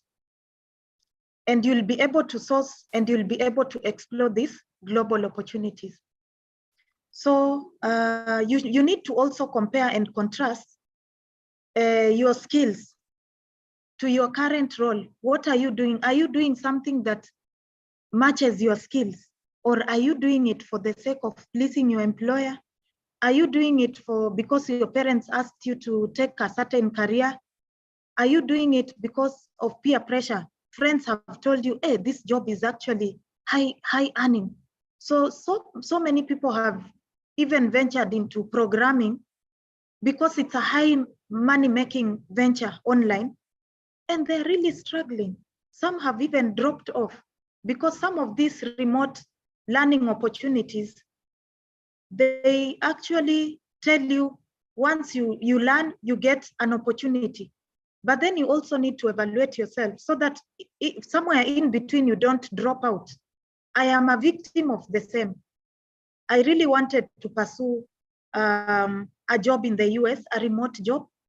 So I researched and I saw that this remote job requires that you do things like this course, machine learning, you know. Machine learning is not my area of interest. And basically it does not match my output. So I started the course, and somewhere in between I had to drop because it was so overwhelming. You can't work, you can't do your other things, you're putting your all effort in it. So these are the things you really need to consider. And some of these stories we would want to also hear from you, interactive stories. What have you tried and you have failed, so that we are able to help other people navigate through, yeah? So now we are getting to the feedback loop, which is exactly what I'm talking about, yeah? So what are the advantages, yeah? It will help you to stand out in the global marketplace, yeah? So it will bring you a compelling reason for collaboration. Like we are collaborating here because of those global opportunities, yeah? So it will help you to adapt. All those things will be shared to you. So looking at the case studies, let us look at people who have actually tried to source for global opportunities. They have actually tried they did their research, they did all we have talked about, and they're succeeding, yeah? Elon Musk is here. You can see the picture. He's human, he has 2 ears. He has one head like all of us. We can make it, we can make it. So he's the CEO of this Tesla, yeah, and SpaceX. And Tesla now is actually a global leader of opportunities. And he started doing what I am telling you, yeah? Look at Malala from Pakistan, yeah? He's an education activist. You see, education is different from technology.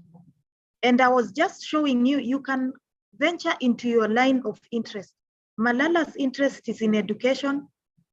Elon Musk's interest is on technology. So you don't have to really force yourself into technology, and it's not your strong area. After evaluating yourself, then you'll be able to explore. Yeah. We also have Richard Branson. Yeah.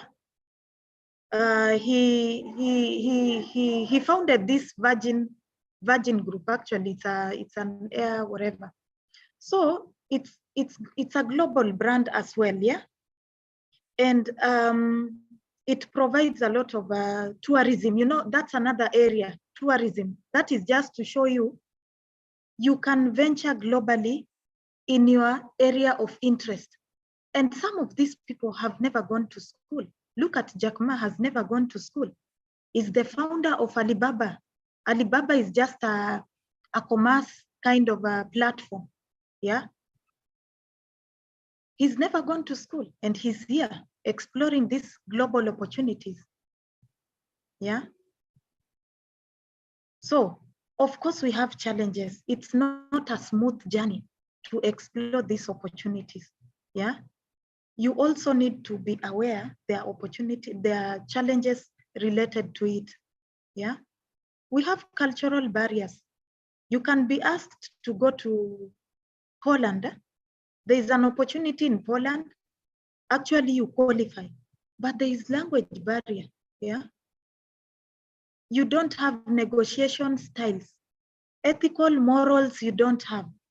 These are the things we need to talk about. We will be training you on such things, how to curb cultural barriers. We will talk about ethical and moral differences. And you'll be able to understand the essence of this. One time I was interacting with a Japanese lady who had visited another country. Their way of communication is so different. So as we explore these global opportunities, we will be able to teach you on different cultures and dynamics.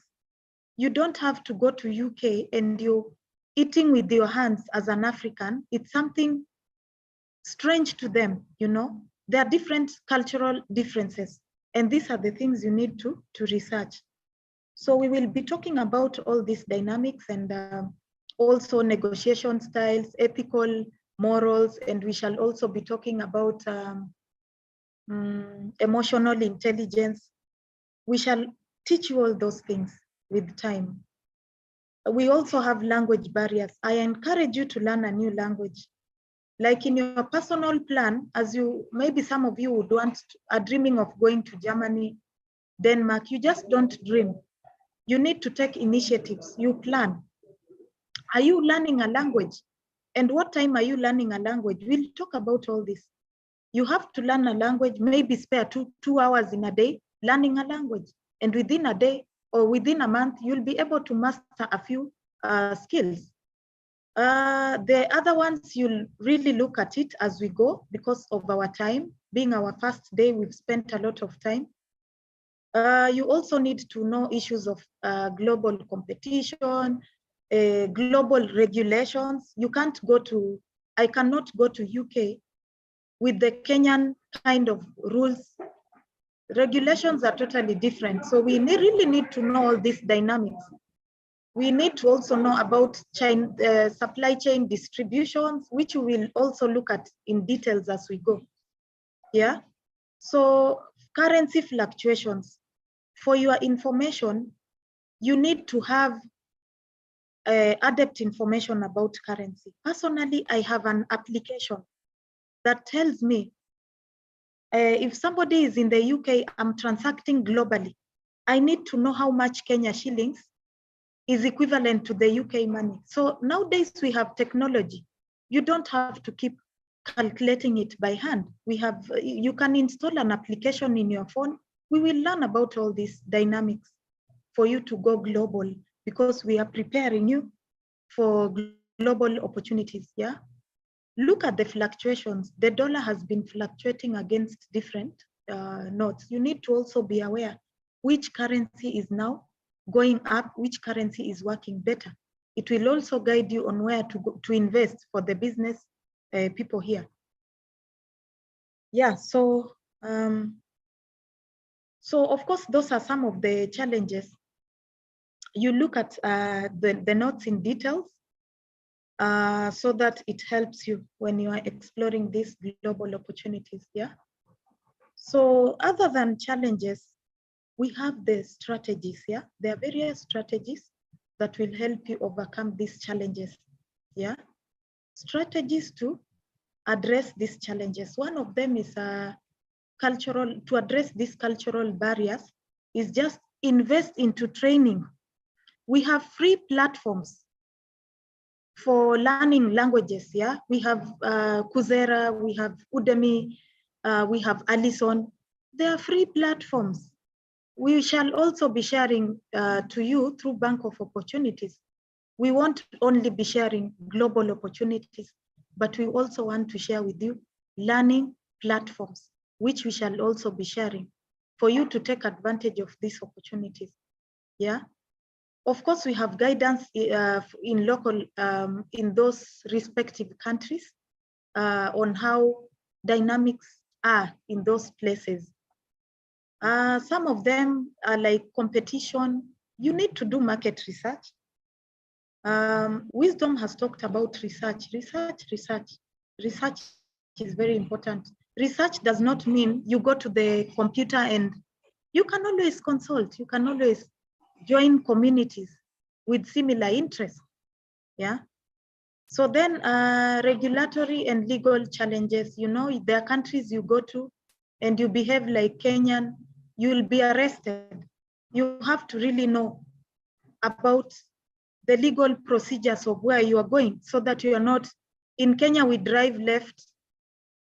In other countries, they drive right. So you go to another country, you drive right, you are arrested. Whom will you tell? You don't know. So these are the dynamics we also need to be aware of. So other strategies on currency fluctuations, I've just told you about. You'll look at the document further. We also have risks politically and geopolitically. You also need to look at the dynamics of political dynamics of a country. You can go to a country and you explode through the terrorist attack. So those are the research we are talking about. Looking at the compliance and corporate social responsibility, those are the things you need to look at in advance. So we will also be taking you through these things slowly as we prepare you for global opportunities. Yeah. So seizing global opportunities. Yeah. Yeah. So you look at it. These are just ways of helping you to navigate the global complexity. So you'll definitely look at this document and you'll also give your views if it really helped you. Yeah, so some of the takeaways are, of course, personal growth is very important and development, which we will look at in the next sessions. You need to also advance professionally. Do not say, I've not gone to school, so I have to. No, people go to school even at older ages. And there are free platforms you can learn, which Bank of Opportunities will share. Free platforms of learning where you can learn a new language. You want to learn Dutch, you want to learn French. Yeah, you can advance. Then also you need to be committed to learning. Yeah, you just don't need to stop there. Yeah, you also need to learn how to be a global citizen. You need to know which countries require visas, which are visa free, which countries are. You need to study about that, and those are the dynamics we need to also talk about. Yeah, how to network and build relationships. You cannot just, there are many people who go global, but they have not networked. Networking is a skill. Having met Bankole and Wisdom, it's about a certain kind of knowledge, how you can relate to the people, how you can relate globally, and how you can really engage. Yeah, we shall also be teaching you about these life skills, including problem solving, innovation, yeah, for these global opportunities. So I want to just bring you to attention that we have so many global opportunities, like Bankole talked about, and also Wisdom highlighted that we also have so many opportunities. In this case now, you also need to be strategic. Be strategic in the approach of sourcing for these opportunities. By being strategic is what I have taken you through. Identify yourself, know about yourself, yeah, so that you are strategic and your intentions should be strategic. You also need to understand the role of technology based on whatever your talent is, yeah. Also, you need to leverage on unique strengths that you have. Don't just do anything. Leverage on your strengths. You have actually highlighted them. How are you going to use these skills to benefit yourself? Leveraging these global opportunities, yeah? So overcoming these common challenges, you need to also know that we have talked about challenges, which you need to also look at. Legal challenges, all those global challenges. I'm sure Bankole is in Netherlands now, and he can tell you he must have gone through some challenges because of not understanding the dynamics of Netherlands. By the time you adjust to the requirements and the environment, it takes you a bit of time. So it's even better to prepare enough to take up these opportunities, yeah? So then to conclude, as I told you, there is need to take up a strategic approach in this case. Leverage your strengths to address the challenges that comes about, and especially when you're pursuing these global opportunities for your personal and professional growth. Yeah. Thank you so much for listening to me. If you have any questions,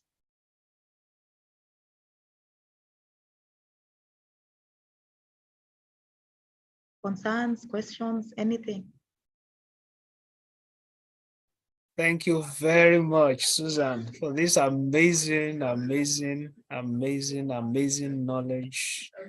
you've shared with us from your wealth of experience and knowledge.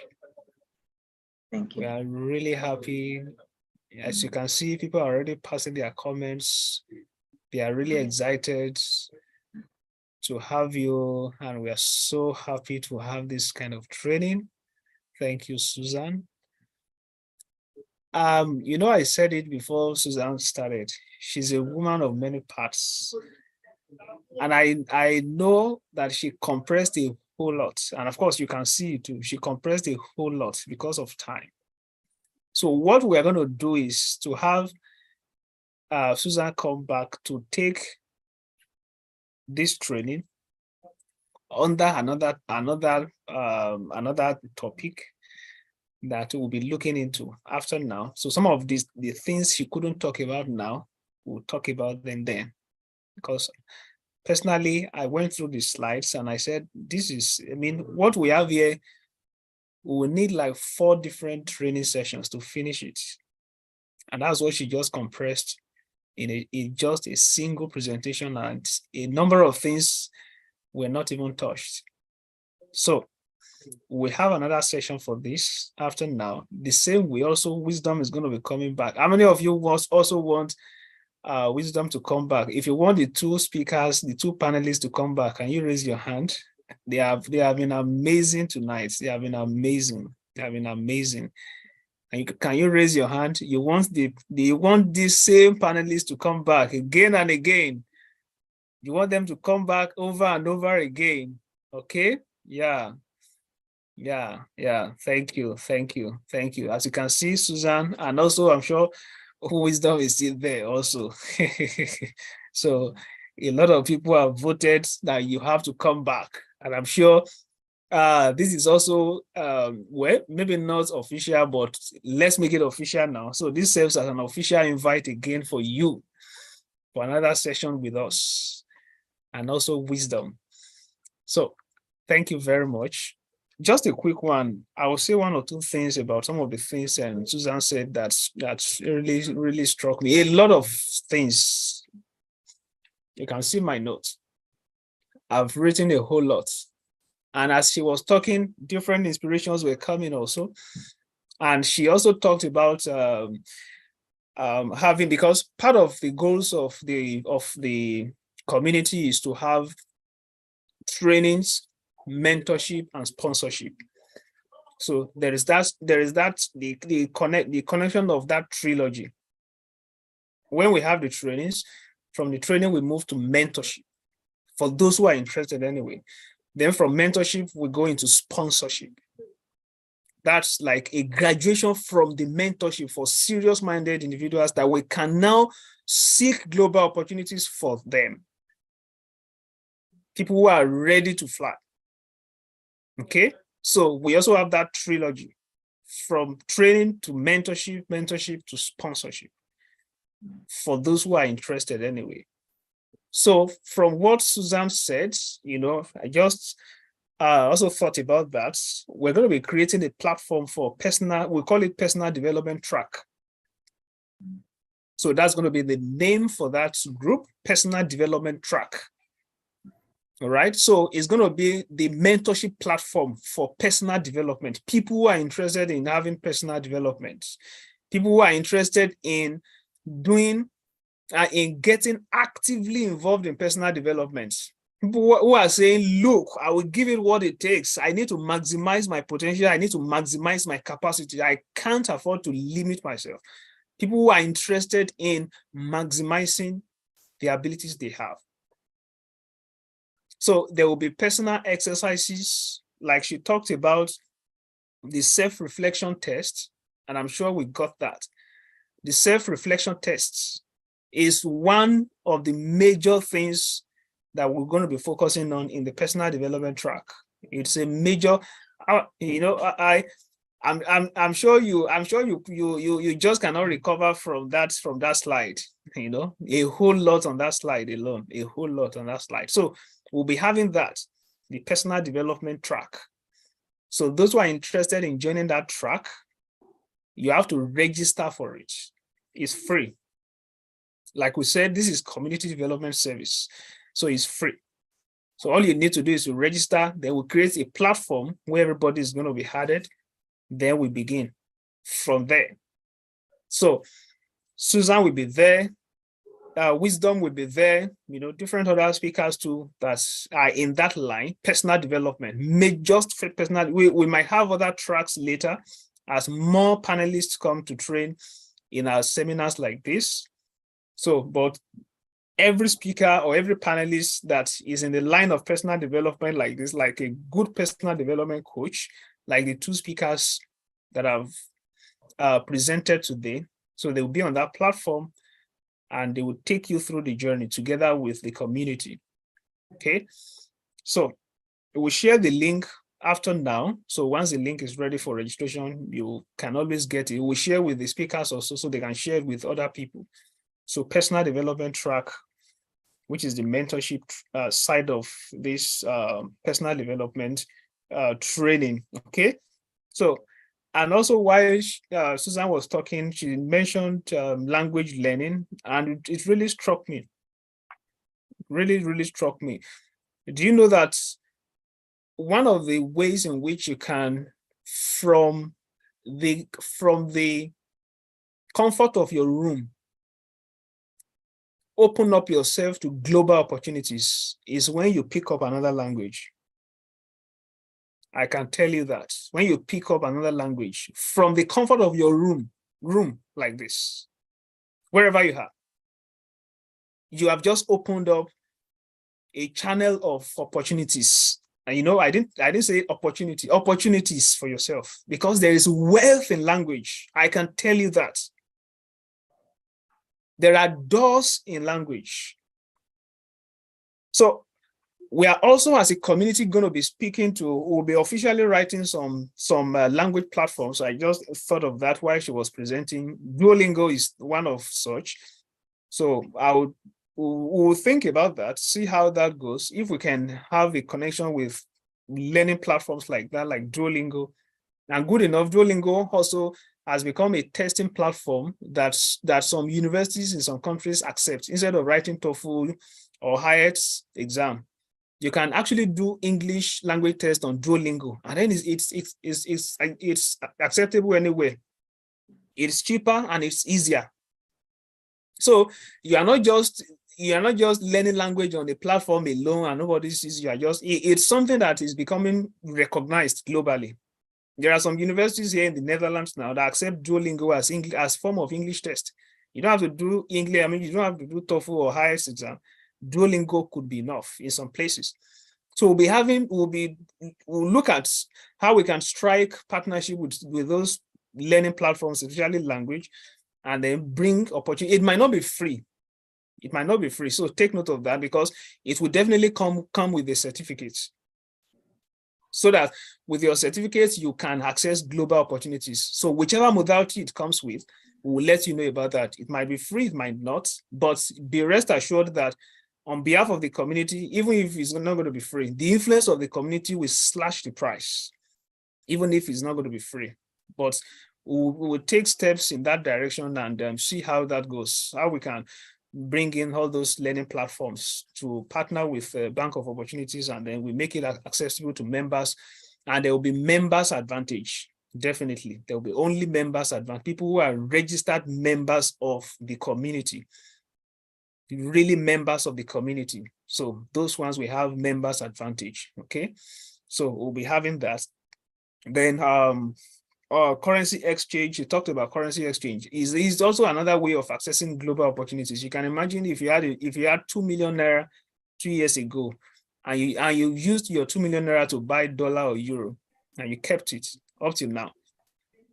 Euro is almost 1,000 naira now. Just 1 euro is close to 1,000 naira now. You can imagine that. So you can imagine how much you will have made if you had done that. So currency exchange like that is also another way of creating opportunities for yourself. There are a whole lot about it. It's a broad gender, it's a broad genre on its own, entirely broad, that we can't even finish talking about in a single go. So as we continue to access global opportunities, so we encourage you to keep withdrawing also from the bank. There are a whole lot much more to withdraw. Okay, thank you very much, Susan, for that. Thank you very much. Thank you a whole lot that we can't really finish talking about here. Okay, so does anybody have any question? I know somebody asked question the other time, which is going to be directed to Wisdom. Okay, but let's see if anybody has any question also for Susan. Okay, so does anybody have any question for Susan? Wisdom, you might have to come back now on video. So someone has a question for you already.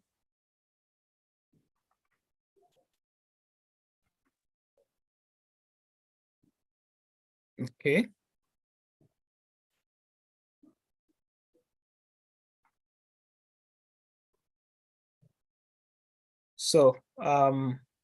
So, Wisdom, so,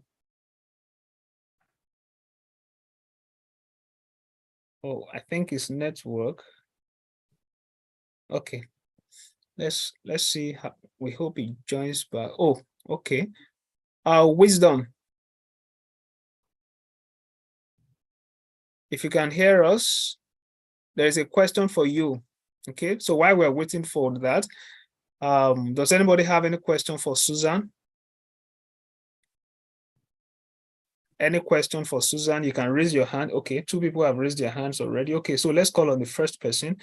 Is it Mrs. or Miss? Okay, Biola Ogunleye.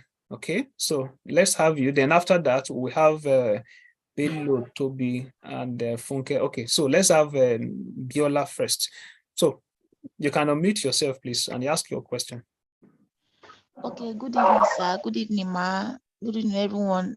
Actually, my hand was raised up for consent that they should come back, but I actually had a question on for Bank of Opportunities. I've been seeing a lot on scholarships and education. I'm actually interested in, I'm a writer, I love writing fiction. So, and I know that there are a lot of opportunities like Commonwealth Writer Scholarship. So I want to ask, how can we get such opportunities in the area of writing? Is it possible, or is there any other way we can get across for that? Thank you. Okay, yes, thank you very much. Yes, I know there are opportunities around creative writing like that. But what we'll do is to keep an eye on such, so we can be more deliberate enough to go search for such opportunities for people like you in the writing field, in the creative writing field, such that when such opportunities come up, you can always have access to them. And I also want to believe you are on our platform, because that's where we share those opportunities, our WhatsApp and our Telegram pages. So Yes, I'm on Telegram page. Yes. okay, perfect. So we advise to just keep an eye on that page. So now or later, we'll get such opportunities, and I'm fully aware. I know such opportunities exist for creative writers. Yes, it exists. So please just keep an eye on our pages. Definitely you'll get that. Thank you. Okay, so let's have the next person, Mr. Toby Bello. Okay, you can ask your question now, sir. Thank you so much. Thank you so much, sir. I want to thank the first speaker that spoke earlier on. I was really blessed by his presentation. I have a couple of questions. I have okay, let me just streamline into two. The first question goes thus. When he was talking about his experience with consultancy or consultation companies and all that, he was let down. He was let down by them, and that was what triggered, the interest to start his own establishment, probably to help people that that would in one way or the other find themselves or find their way in his experience. I want to ask, how are you able to? I think we lost your audio. Oh, sorry. Is it better now? Yes, it's better now. How did you overcome the shortcoming? How were you able to put yourself together, to the point of you finding even a solution even within the problem? Then the second question I have is, he said something about when he got admitted to a school in Canada, that within 4 months he was able to bring his wife with him. How were you able to achieve that? Because I know that even getting a visa in Canada is not something that you can get cheaply, and not to talk of bringing your spouse along with you. Most of them will say, oh, you have to spend like a year or 2 years into your section even before anybody can join you. How did you do that? Thank you.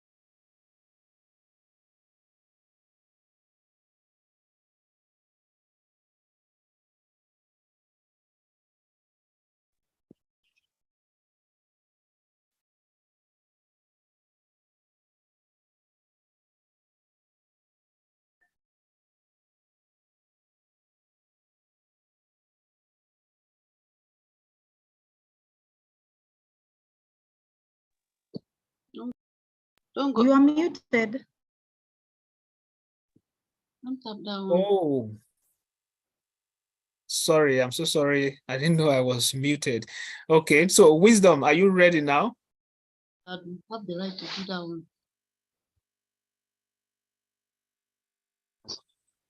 Yeah, Bankole.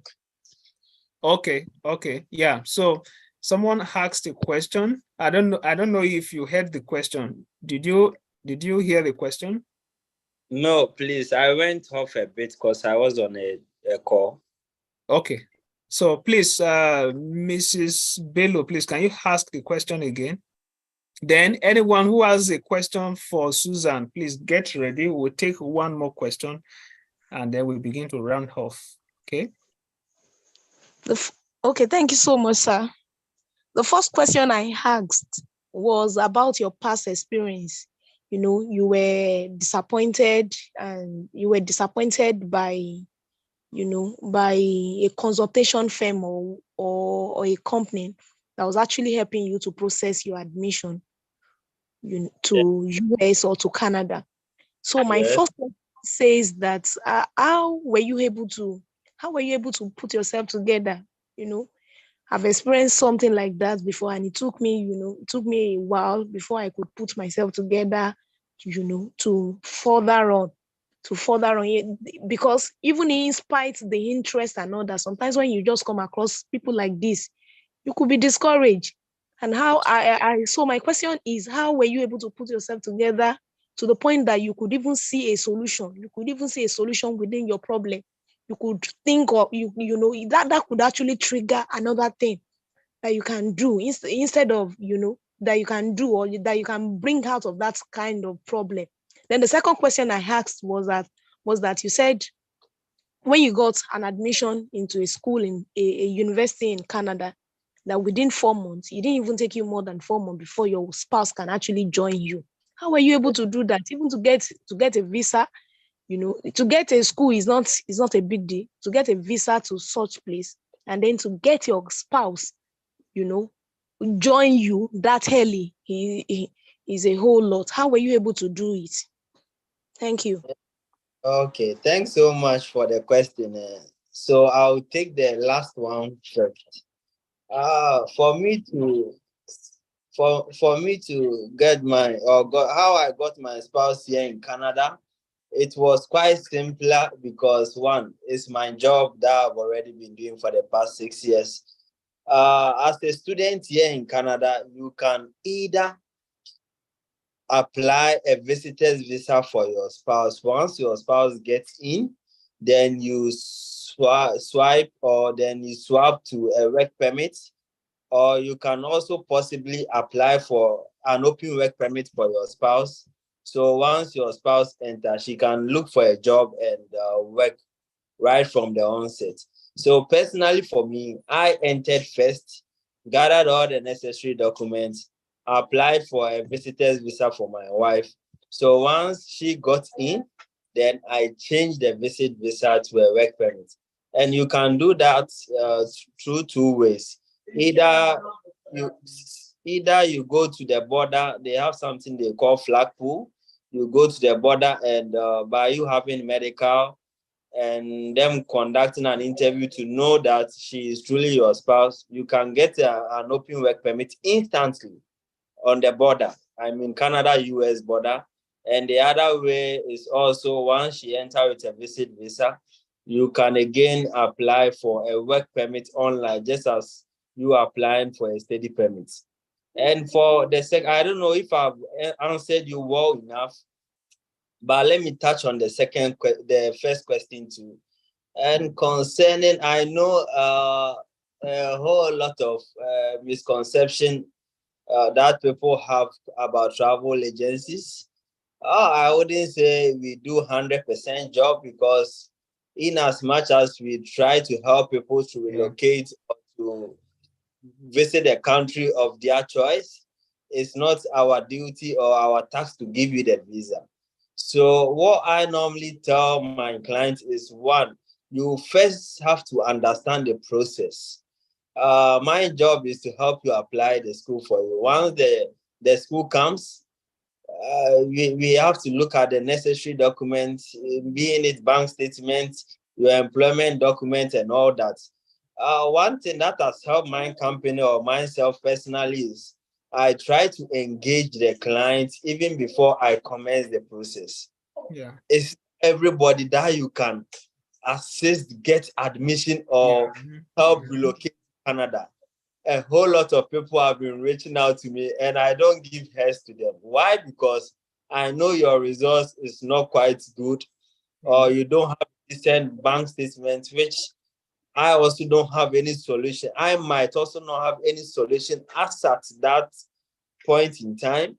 So it all depends on you understanding the process even before I commence the whole school application and visa process. So education is key.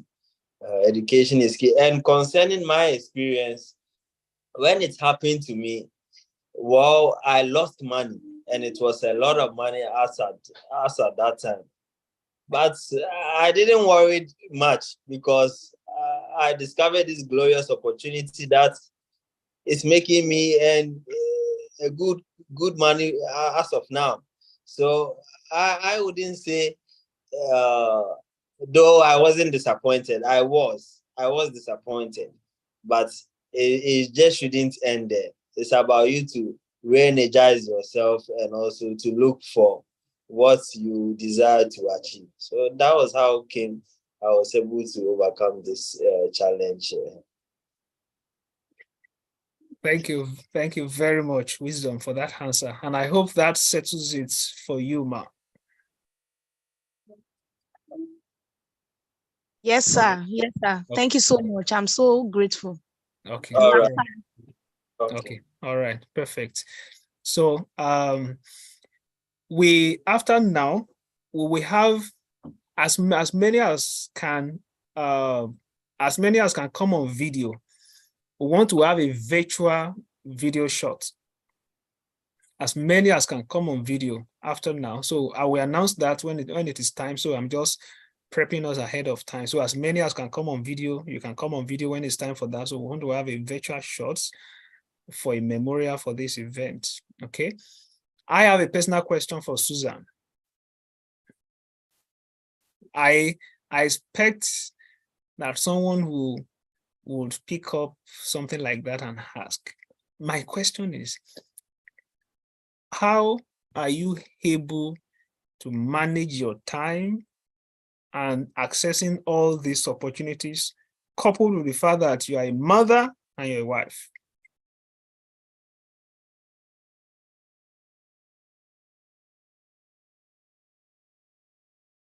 Thank you for asking.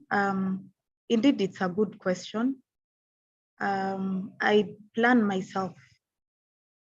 I have a personal planning strategy where I structure my day. The one I talked about,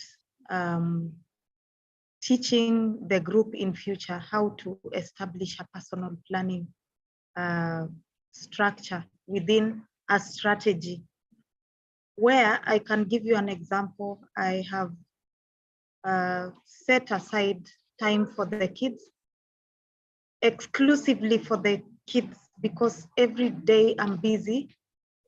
Remember, even sometimes you call, I'm traveling, I'm here, people need me here and there. So I create that time for the kids. So I have allocated, I'm away now, so I have allocated two hours for the kids. So I video call them. So I have structured that every time at 7 p.m. because I know they're there. And since I'm a consultancy, I don't work full time. I have different assignments, one in Kigali, there's another one in Cameroon. So I do virtually. So I have planned a certain structure of working. Yeah. And I also have time for my business because there are people who are there. If you don't supervise, things will be messed, especially when you're away. So I have also installed a kind of, with the technology, we have a surveillance mechanism where I can watch on my phone what's happening. And I haven't told them yet because it's also a supervisory strategy. So I have just structured my life. And as I have told you, every evening I also go and write 3 most important things that I have done to give me energy for the next day, because I celebrate myself based on the 3 things that I have achieved during the day, however small they may be.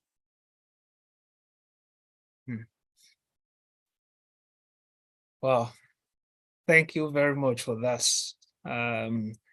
You know, it's one of the things I keep wondering how you do these things. You know, I keep wondering, and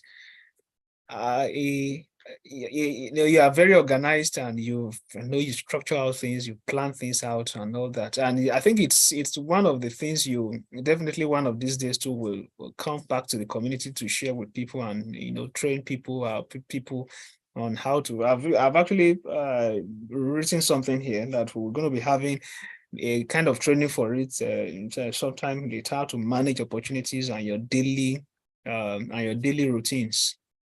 So you are looking for opportunities, yet you have your daily routines. So how do you put in the two together, and then none is lagging, everything is balanced, and then time is well managed and all of it. So it's actually beyond time management. It's not just about time management alone. A lot of things are also behind the scene about concerning this. I think I picked one or two things from you then when we met in Ghana. The first time we met was in Ghana. I picked one or two things from you then, and they've really been helpful. Thank you very much for that, too.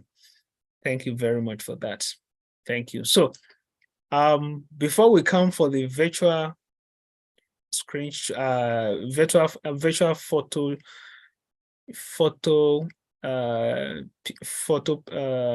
session, I want to share my screen. Okay. So I'm going to be sharing my screen for us to see what and what. Okay. Okay, so what's next? The first is the membership application. Different people have been asking also, how do I become a member? How do I become a member? What are the requirements? How much am I paying? In fact, there's a particular woman in the United States.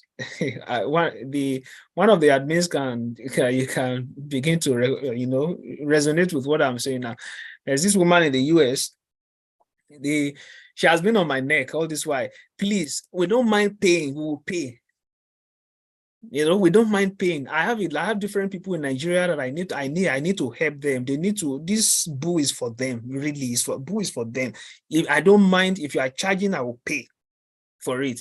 How much do they pay to be a member? This and that. I know your trainings. So, different people have been waiting. They've been waiting. How do I become a member? Now, the wait is over. Officially, we're going to be releasing the membership application link after this training for you to fill if you want to be a member. And what it means is you can now be identified officially as a member of this community. If you don't want to be, fine, you can always attend our events and all that, but rest assured that opportunities that directly get connected to us are going to be for our members first. Definitely there will be members advantage. Nobody can negotiate that. There will be members advantage. And all we need from you is to register and be a member. Is free. We are not paying for it. So registration is free. Application is free. So we share the link with you, supply your details, and also in the form, there's a space there for you to specify just to identify some of the things you are doing, who you are, and all that. So that section is very important because we also want to know who are coming up as members. So it helps us to look at, okay, what are the kind of trainings we can come up to help people that we know will be like a common ground kind of training for different members at different times. Okay, so that aspect of the form is also very much important, as much as others anyway, but I just wanted to emphasize that so that you'll be more thorough with that. So be more thorough when you are filling those parts, and there are some other parts like that. So we'll share that with you. Then the second thing is the volunteers application is also on. We can't overemphasize the importance of volunteering. In fact, that will be on another day. Personally, I'll be talking about that. The benefits of volunteering. It's not something, it's not at times you just want to offer yourself to do something and not for cash in returns, because there are a whole lot of things that are going to open up for you when you volunteer. In fact, there are some scholarship applications you apply for, and part of the questions they ask you, even when you are writing a scholarship essay, normally you are expected to write your volunteering experience. It's part of what will score you high when you are applying for some scholarships. So there are a whole lot of things around volunteering. We are not trying to sweet tongue or cajole people, but maybe if it is one person or two people for now, definitely there will be screening in that regard. So we just need people that can also come up with their skills, with what they have, their experience, their passion, and all of that. There are requirements for that also, so that somebody will not just sign up and then it's not doing the work of a volunteer. It's not matching up. So the application form is on to release that. So if you intend to be a volunteer, maybe you have a skill or something.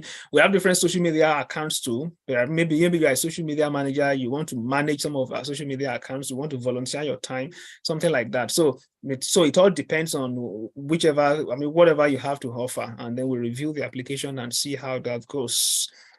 And also the process for the screening process for the volunteers application is not something cheap also, because we need people that the application process itself is a process that will help us to know exactly who is serious about volunteering, because you have to record a motivation video. It's compulsory. You record a motivation video and upload it.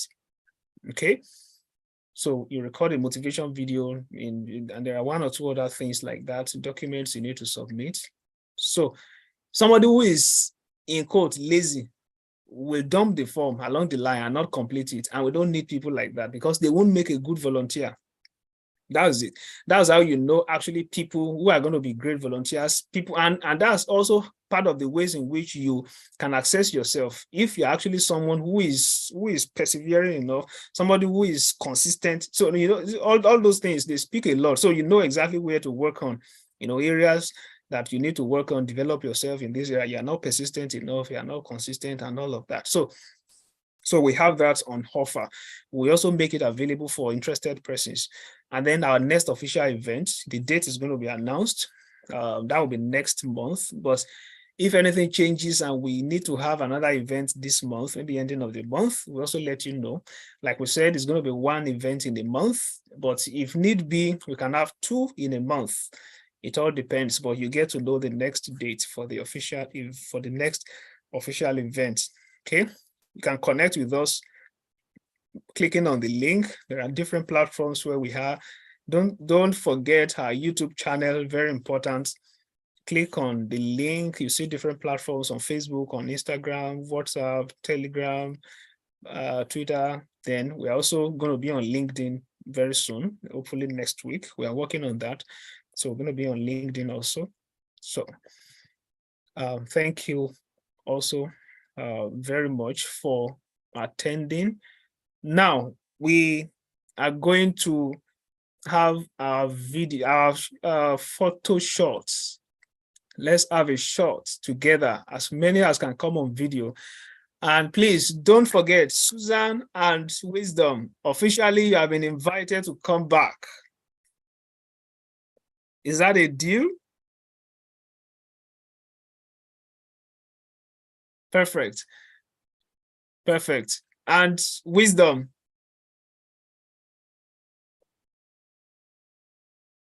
Okay, Wisdom.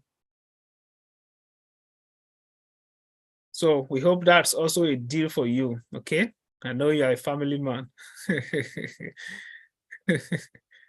Okay, so as many as can come on video, let's come on video and let's have a photo shot for a memorial. Let me try to change to gallery. Okay. Okay, so as many as can come on video, please do.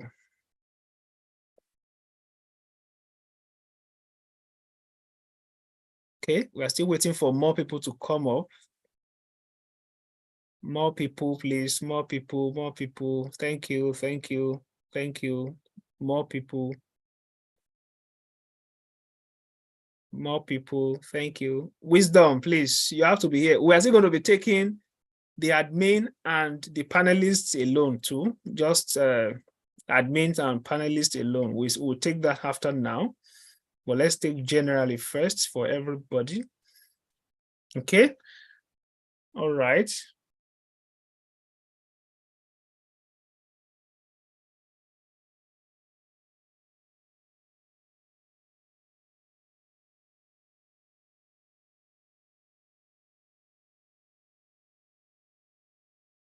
Okay, all right. Thank you very much.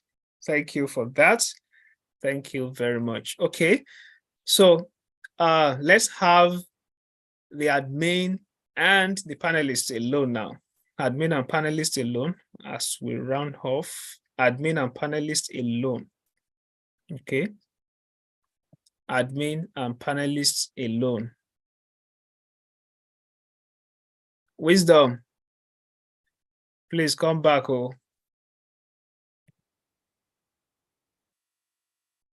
Admin and panelists alone.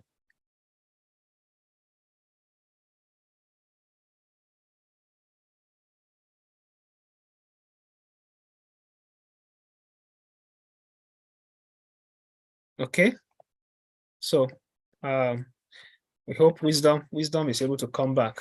Okay, otherwise, thank you very much for attending this event, and we really do hope that you've been greatly blessed. From the comment section, we're also encouraged, and there's also a design that we're going to be sharing after now on the page. For those who want to join the, of course, we've shared the link already, the link tree, so you can join our platform. So do well to join. We're going to be sharing there's a design we're going to be sharing for you to also share your learning experiences and your testimonies. If you have testimonies you want to share with us, that will also go a long way in encouraging us. I mean, we are not charging for this. It's completely free. So we also need that encouragement from you per time that what we are doing also in a way touches you and blesses you. And we are not just also about the fact that it touches you, that it also, you are getting major results from these things because you have acted on them. We are really interested in you acting on them. You know, that's where the major profit comes. So thank you very much, and do have a great night rest. So Susan, myself, then the other admin and wisdom. So the four of us are still going to be here to take the shot. Okay, so but others can you can leave if you want, and if you still if you still want to stay, you can stay, but you can. All right, thank you very much for attending. Thank you very much. Thank you. Thank you very much. Thank you. Okay, so let me try to get wisdom. Susan, thank you very much for your time. I know you are a busy woman. To get you alone. To get you. Actually, it's crazy. I'm at the hotel. I'm still at seated at the hotel. Oh. If I drop quick, if I went home, I would be stuck on traffic. Oh. Wow. And Mombasa is crazy. Driving in Mombasa is really crazy. Wow. And you know, I thought maybe something can happen. I might knock somebody's car or something, then it's a crisis and I'm not able to come. So I had such weird imagination. So I decided to stay at the hotel. Yeah, oh. But wow. That's fine. Wow. I'm happy that people have learned a lot and they are yet to learn more. Yeah. And we are really happy. We are really happy that you took the time out to also, pour yourself into the preparation. We could see that you prepared much more than we expected. I wasn't expecting. I wasn't expecting. Okay, so short, I posted the link for those asking for the link to our pages where you can connect with us. I've posted the link on the chat box so you can connect with us to that link. Yeah, you've really poured yourself into this. We are really happy, really blessed, really blessed, really blessed, Thank really you. blessed. I personally learned a lot.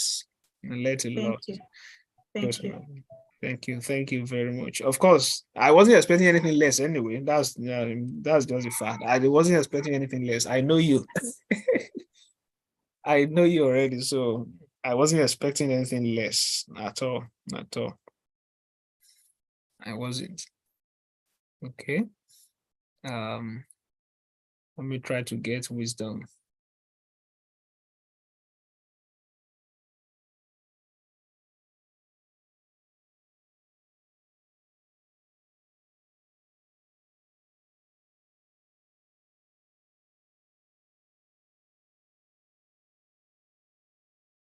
So you had to remain in the hotel to be able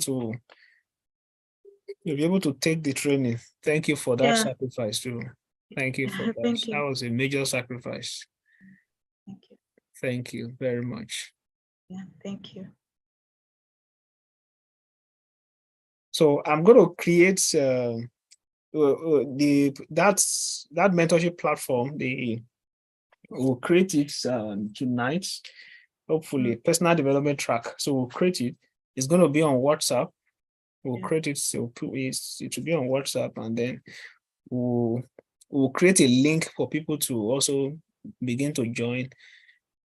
For people to register and then join the link, and we'll Yeah. pick it up Yeah. from there. Okay. Sure. Yeah. Okay. I think maybe wisdom is not available. Okay, let's do this. So let me take for the two of us alone first. I would have wanted another way. My phone is showing in the photo.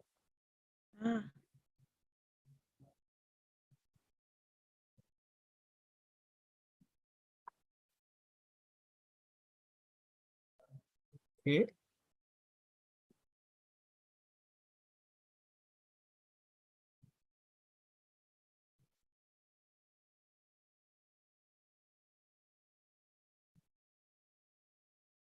Okay, great.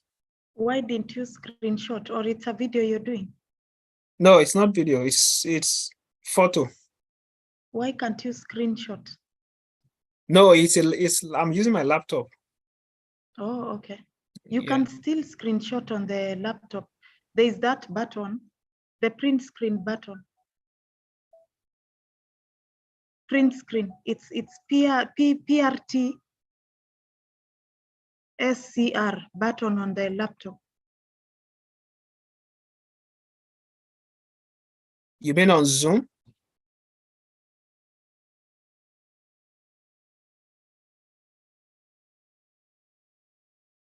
Your mic is muted.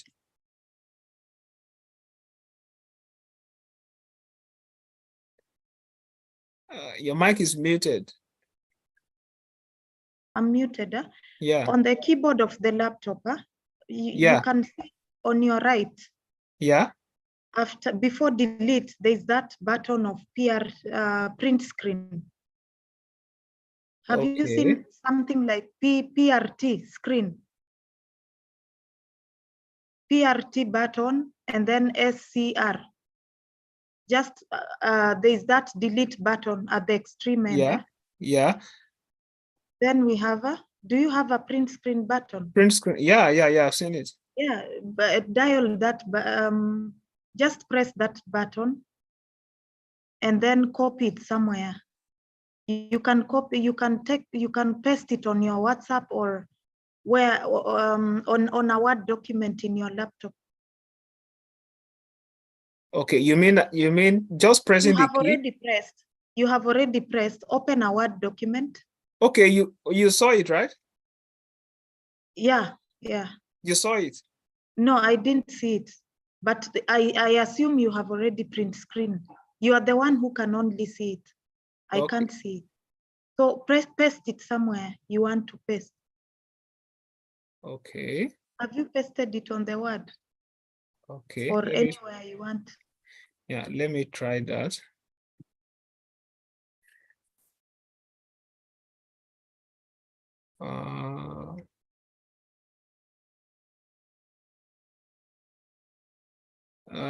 No.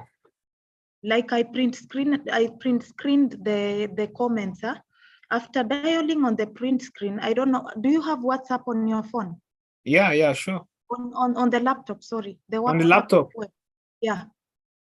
Yeah. I open my WhatsApp on the laptop. You can go to that WhatsApp space where the typing space, and then at that typing space, then you just paste that option of pasting.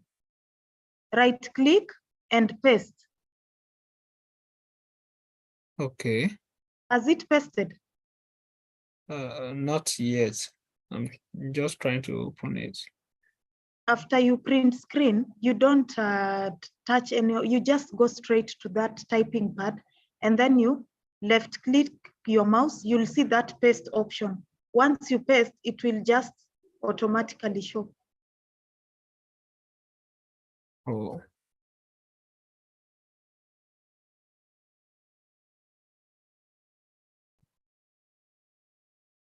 You have a print screen button.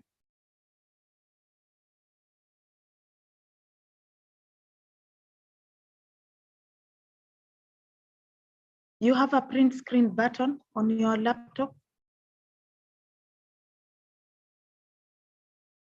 You are muted.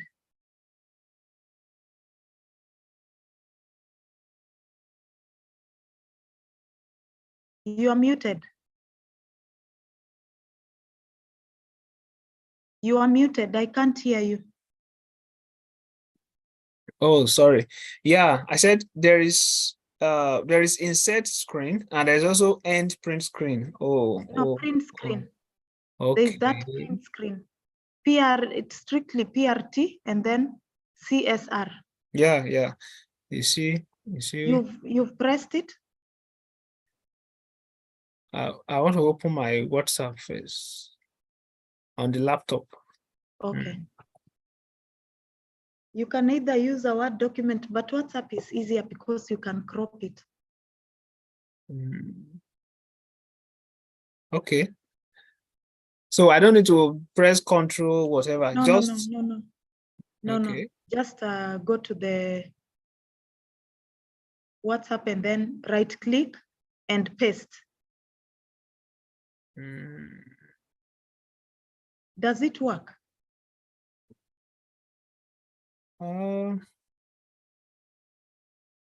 There's no paste option. Right click your mouse and paste. Yeah. I right clicked, but there's no paste option. There's no paste option. Or you can do Control V. What is showing is the link I sent on the page. No. But I think there should be I should get a sign of a screenshot if it actually worked, but I didn't get any sign. You should get the sign. Yeah. But I didn't get any sign. The screen is PRT and then SCR. You see that button? Yeah. Once you dial it, automatically it's print screens.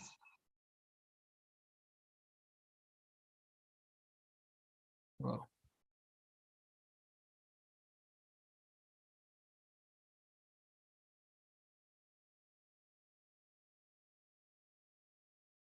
Oh, it's not working. Maybe I will have to make some research about that. Maybe my laptop or something.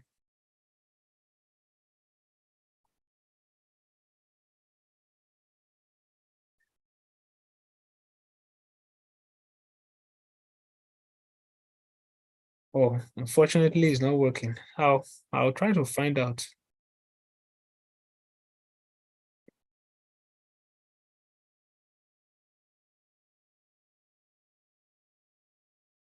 Open a Word document. We have to try it before I leave. Huh? Open a Word document and then paste on the Word document. Yeah, I did, but It But I- hasn't.